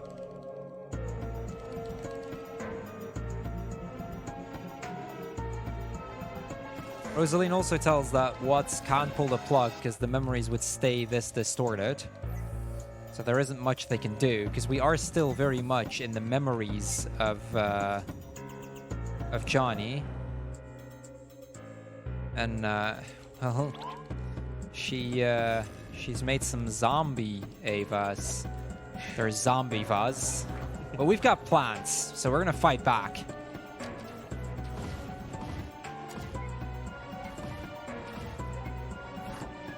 Oh. Come on, Okay. Yeah, I was afraid that would happen. This is what I mean with sometimes you just It's RNG. Where they show up, both the spikes and the zombie Avas, is complete RNG. There's no way to manipulate that. So it's just move as best as you can and hope for the best.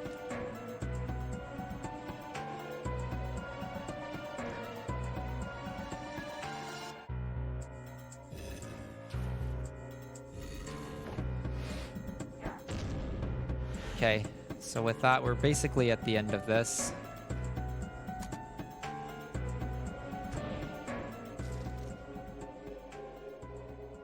Now we just have to get through the hallway.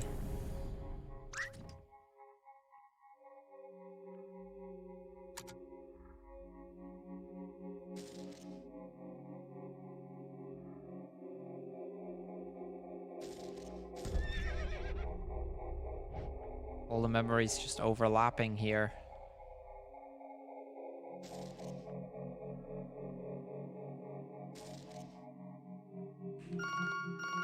It's the phone that we needed to reach.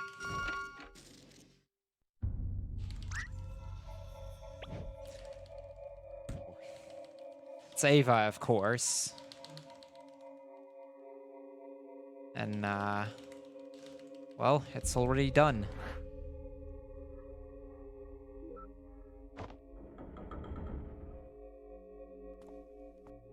Well, hope you guys are ready. See what happened with Johnny's life.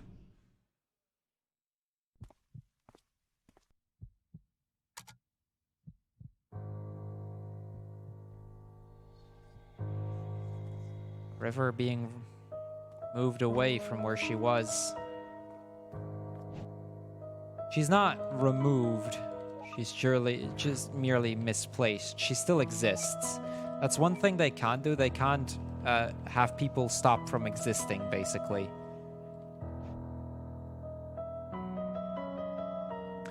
Rosaline also mentions that she would make it up to Johnny.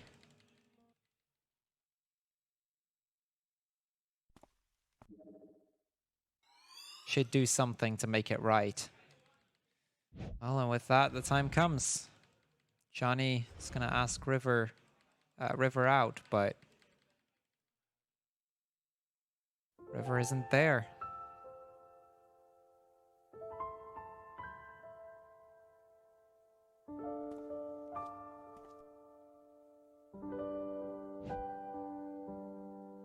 And with that, it started.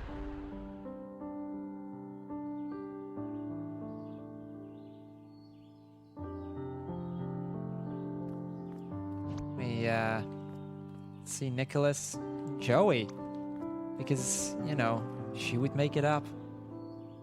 This memory is Joey never died. But just having Joey survive doesn't justify River and Johnny never getting together. But with that, let's see how things are going to play out.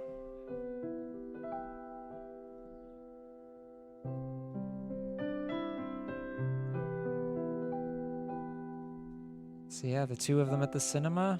Short steps, never happened. Deep breath, everything is all right. They do still go to the movies, but just with friends. I can't step into the spotlight. She said I'm sad somehow without any words. Well, they never went horse riding. Stood there, searching for an answer. When this world is no more, the moon is almost. What did they want to become? Oh, Joey, a writer, a firefighter. And you, Johnny? I'll ask you to fly away. An astronaut. Until the stars all fall down. They empty from the sky. But I don't mind if you're with me, then everything's alright. Well, and so we see Joey working on that book. Johnny's studying. Why do my words always lose their meaning? What I feel. Gotta keep practicing. Gotta keep pushing if he wants to become that astronaut. Between them. He said, I can't really seem to read you. I just stood there, never know what I should do. When this world is no more, the moon is all we'll see. I'll ask you to fly away with me until the stars all fall down. They empty from the sky, but Joey, I getting don't his book published. if you're with me, then everything's alright. Right then and there, Johnny getting a call. It's been accepted. If you're with me, then everything's alright.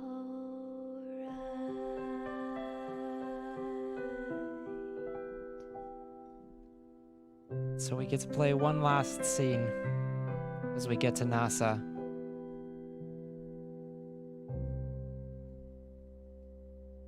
Are you feeling it already, Kenan?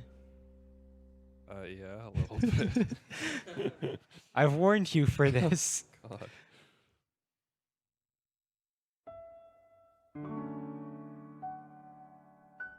So yeah, here we are. Johnny, probably in his late 20s, early 30s. Or at NASA. Or at least what he would think NASA would be. Everything here is constructed solely from Johnny's memory, so... The book, by the way, is about a lame duck named Johnny that wants to go to the moon. Or wants to become an astronaut, rather. So we go past every single one of these floors real quick. See the Mission Control Center.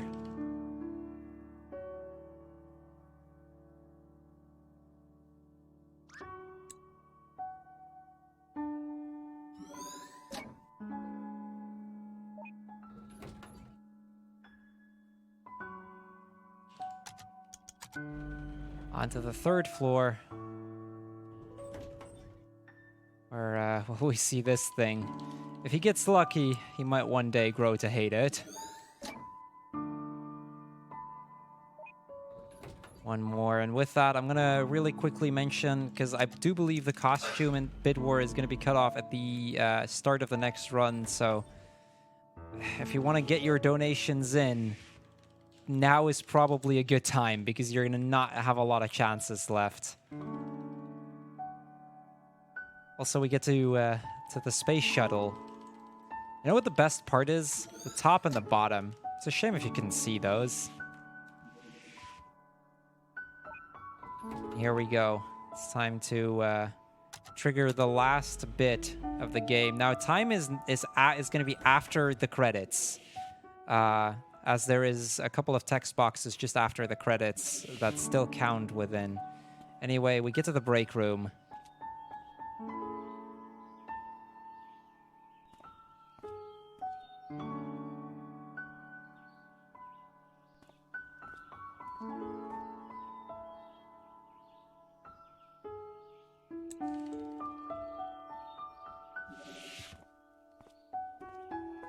Actually, I said that wrong about the costume, because there's still the mini episode after.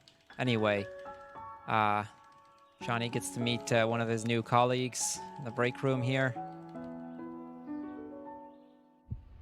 And we notice that things start to fade a little bit, as if we're out of time.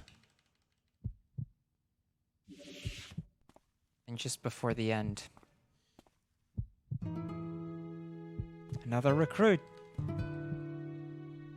Her name is River.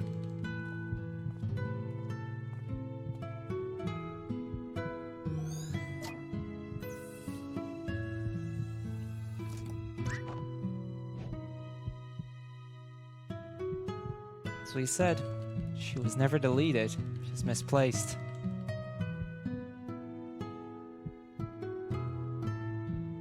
We couldn't be sure that it would work, but she had faith that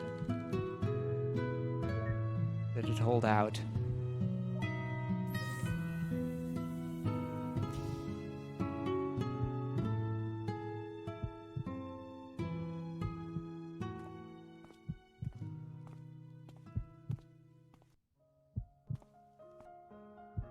We hear a familiar song from one of the side rooms. You might be able to notice, by the way, the heartbeat in the back. That is Johnny's heartbeat that we're hearing.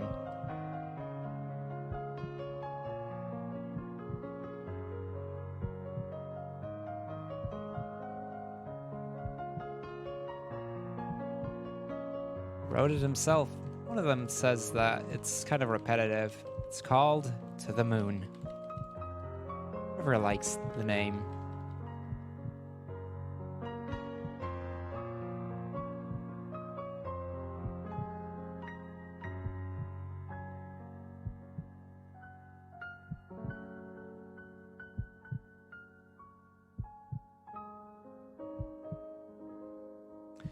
In the meantime, well, we're gonna hook up both Lily and the doctor so they can see the end of this.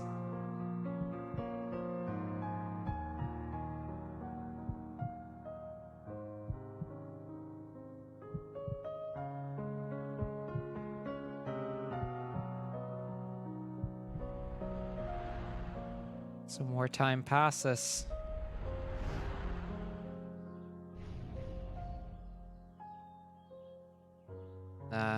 As they're standing there playing the piano, somebody mentions that they've got to get ready for the big day.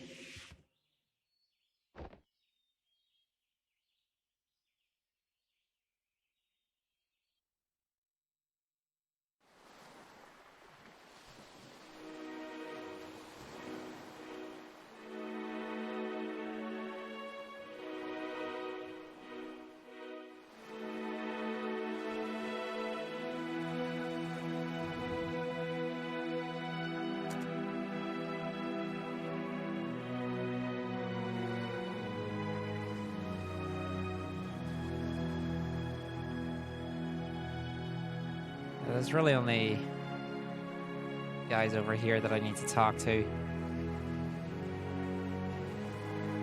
The doctor mentions that Johnny held off really well, somehow pushed through it as if he was waiting for them to make it.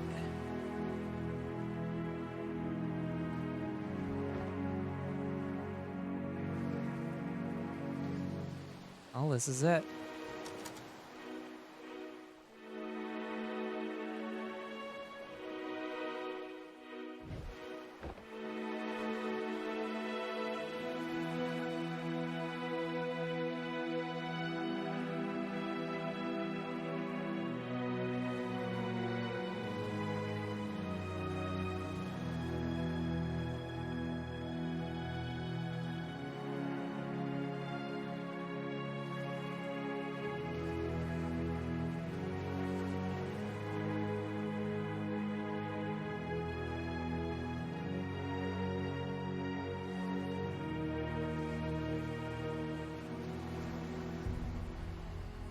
With that,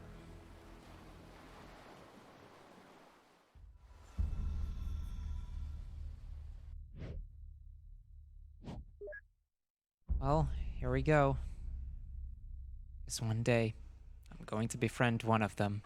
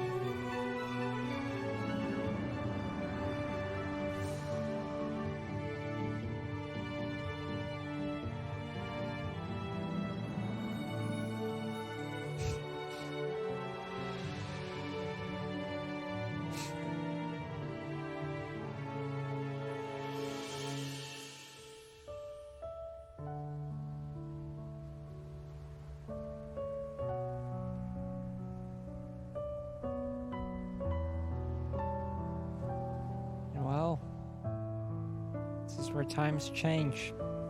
They get married at the same lighthouse. It all happens all the same, except slightly different.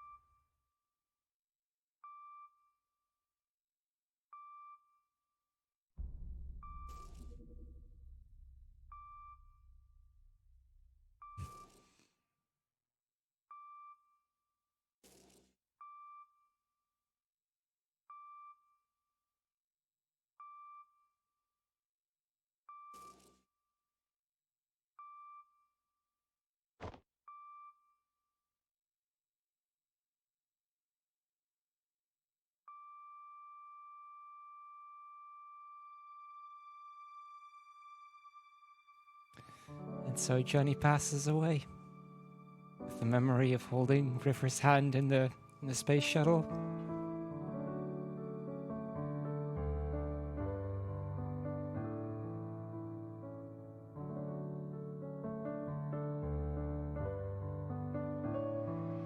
It might not be visible, but I'm actually crying a little. Oh my god. Well, that means at least If you succeed. Oh. this game, dude, every time. Every time. I think this must be the 7th or 8th time I've completed it, and I don't think I've kept it dry once.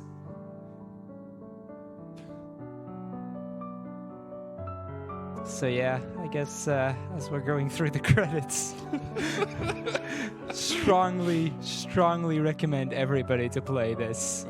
I've tried to get the story across as best I could, and judging by both the host and the tech guy, it's worked. But it's even more powerful playing it yourself. Every little detail, every little joke, like I said, phenomenally written. So yeah, I'm happy I was able to showcase this here. Like I said, time will be coming up very soon. We've got a little bit more left, and then we're gonna move on to the mini episode.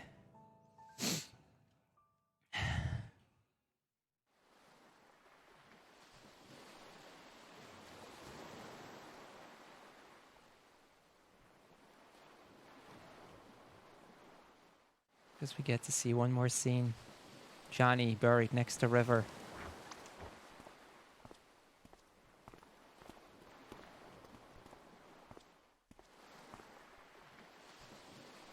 Lily, she's gonna take care of the house. Watch over the lighthouse.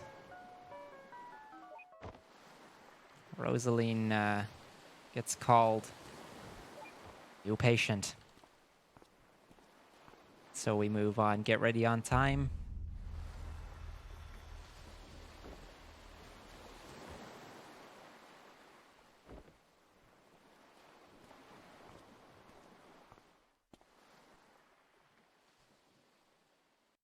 Time.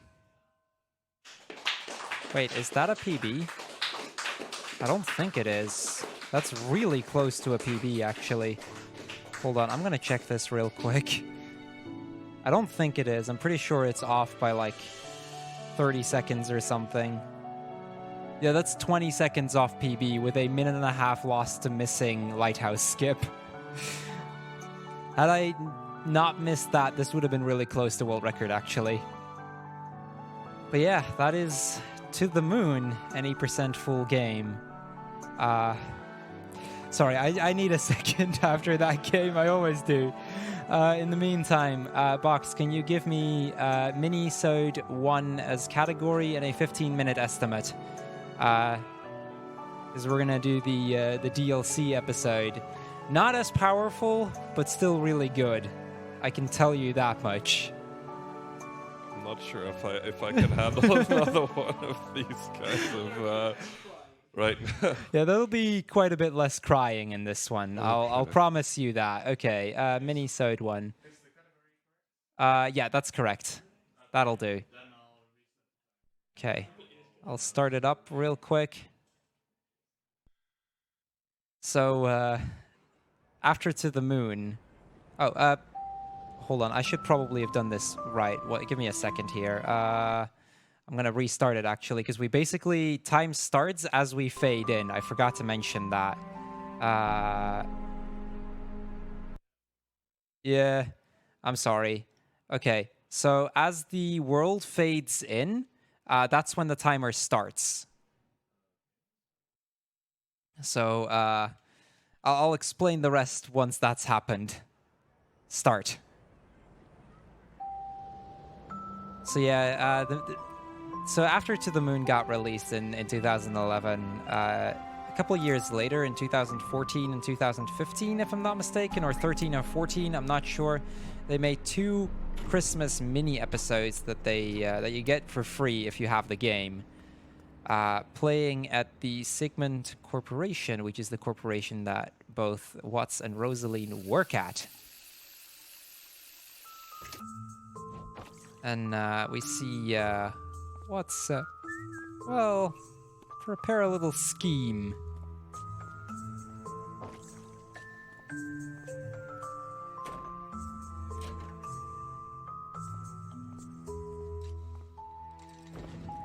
So yeah, the mini episodes, by the way, there's 2 of them. I haven't actually learned the second one yet. This one I learned like about a week ago. Broke world record after a few attempts. The day after it got broken again by the former world record holder. So now I'm 15 seconds off of world record. But yeah, Watts gets called by Rosaline telling to come out because there's this important meeting. Of course, there's not. Thing is, Rosaline had already been, or had already felt for that earlier on the same day. Twice a day seems a bit much. So Rosaline tells, or Watts tells us to go downstairs, grab him a drink at the feast while we're there.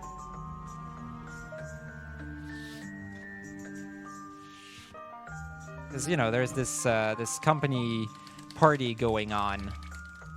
They finally managed to get a time where they could all get together.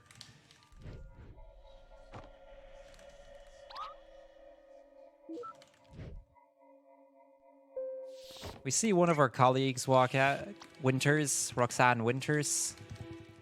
Yeah, I'm gonna try to mash as quickly as I can, just so that if all goes well, we might be able to take it back. I'm secretly kind of hoping I'll be able to take the record back again. It's unlikely, but hey, might as well give it a shot. So this part is kind of specific. I need to talk to a couple of people in order to trigger somebody else to walk in, which then triggers the next couple of cutscenes. Basically, there's just a party going on, you know?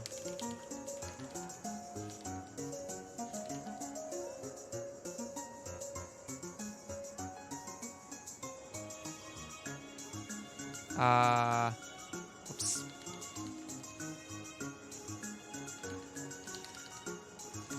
But apparently there's something, some commotion going on outside, you know. There's some stuff happening. We don't know too much about it.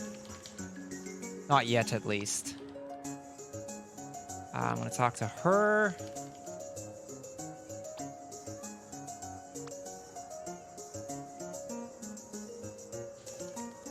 And talk to him.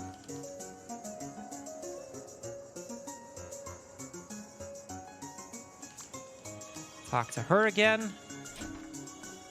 That's going to trigger him from walking in. I don't have to talk to anybody because I want to talk to him once he's reached his place. He tells us that we shouldn't be going outside right now. We don't know yet why. They don't explain that. Just that we shouldn't be going outside right now. And with that, Ava calls, or Watts calls us over because he's got something to show us.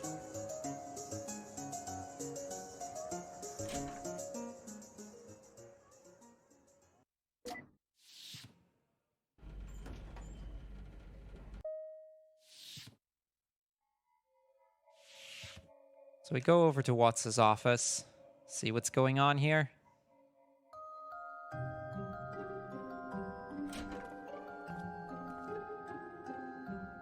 Watts tells us to shut the door because, you know, otherwise his boss might walk in and he's like, he's talking about how Watts is wasting his time here. You see, Watts has made a little game. He's programmed the computer game, but before he mentioned, or he gives us that paper rabbit, asks us if we remember it. So we start up the program.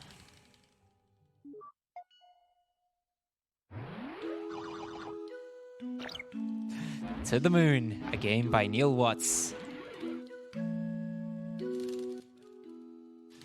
So Ava is like, you gotta be kidding, right? But she finds it pretty disrespectful at first. But yeah, we go in anyway. We see the car crashing at the tree. Okay, so I'm gonna focus for a decent part of this because this mini game is actually kind of difficult. But yeah. We get the umbrella, which we saw at the grave. It's going to open up the path. By the way, if you want, this is a good time to plug the remaining incentive for the remaining bid war, which is, I believe, going to be closed off in about a little under 10 minutes or so. So, yeah, Yes. that. Please donate for that one because we're gonna get Schoolgirl Kelly otherwise. It's the Kelly Caves Forum, and you can choose what kind of costume she will be wearing. You can have the Schoolgirl Kelly, which is currently in the league with 24 euros. You can have a regular Kelly, which has no bid so far. You can have Gothic Kelly, and you can have the best one, Android Kelly. So please donate at least more than 24 euros for Android Kelly because who wants to see Schoolgirls? Seriously, like, how old are we now? Okay, I'm going to pick up that extra life pack for safety. This next part, if you move perfectly, you don't get hit. But if you make one mistake, you get hit. And, you know, if you die, that's a pretty hefty time loss. So, okay, I moved perfectly, so I didn't get hit. I can pick up an extra life pack there. So now I'm at 3 hearts and I'm pretty safe. Dying in this part is pretty painful generally.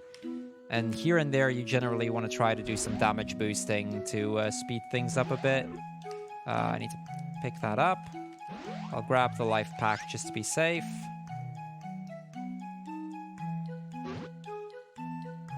So I'm taking a hit there, semi on purpose to ensure... Okay, I actually have to be careful now. One of those hits I was not supposed to take, but it's fine. Okay, we got that. Open up the path over here.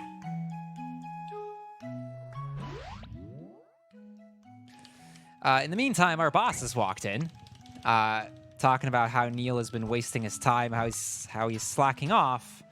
He's gonna send out his colleagues. This is why we needed to close the door earlier.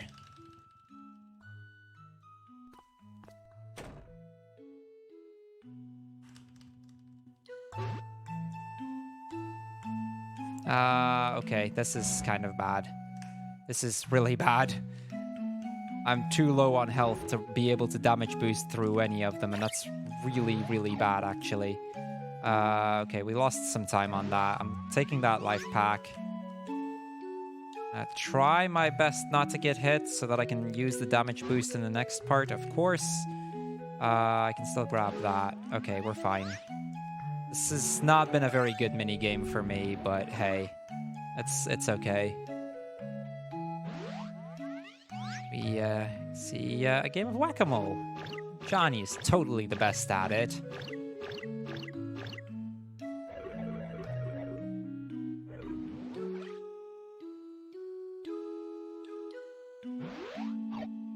We grab a platypus plushie. Moving through the forest. We give it a river.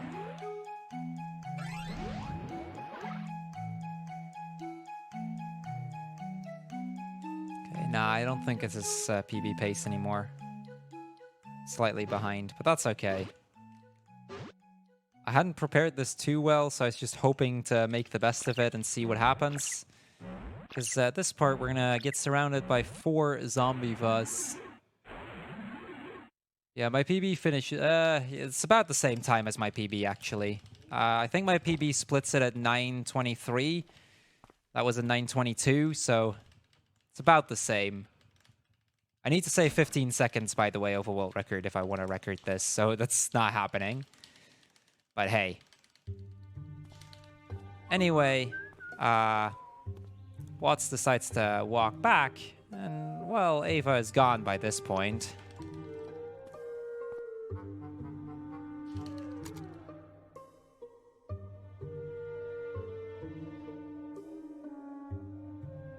With that, we're going to take the elevator, trigger the last cutscene of this.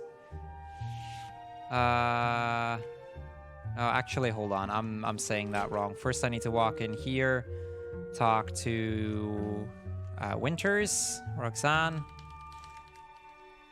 and then we can trigger the last one. She tells us that Rosaline or Ava, or she went over to the lounge, so that's where we'll find her.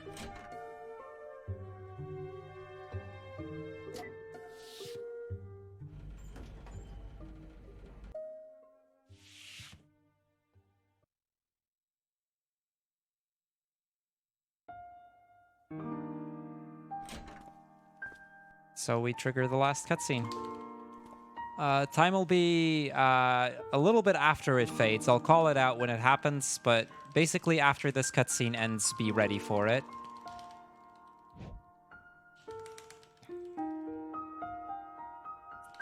So yeah, she asks us to come over.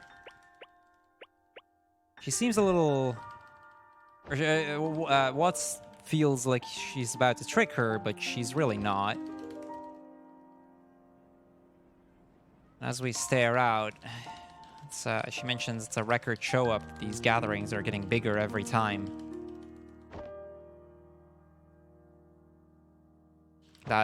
She also mentions that, those that support us, they won't call us out. They won't, or but they also won't speak up, because generally people that are happy, they don't speak up.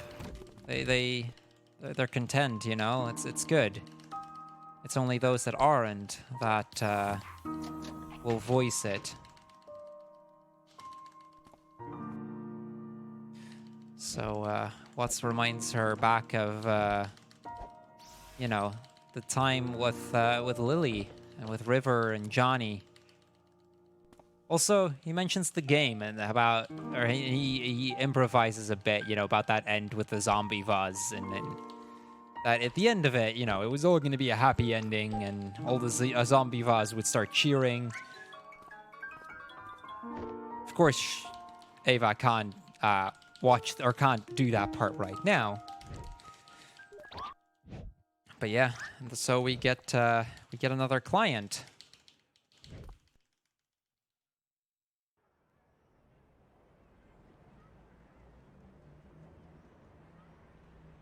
Well, what we see outside is this.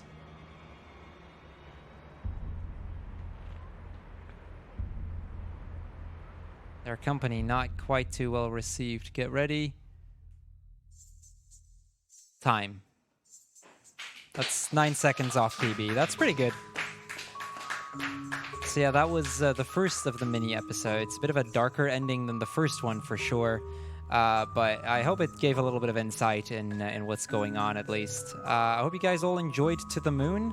Again, strongly recommend it. The mini episodes are pretty fun. They're not as good as the main game, but they're definitely worth it to play through it. Next up, we'll be having Callie's Caves, I believe, which is going to be our final run of the day. So yeah, stay tuned for that. I hope you guys are all going to have a lot of fun with that. And yeah, my name's Crrool, and I'm going to give it back to you, Kinnan. Thank you very much.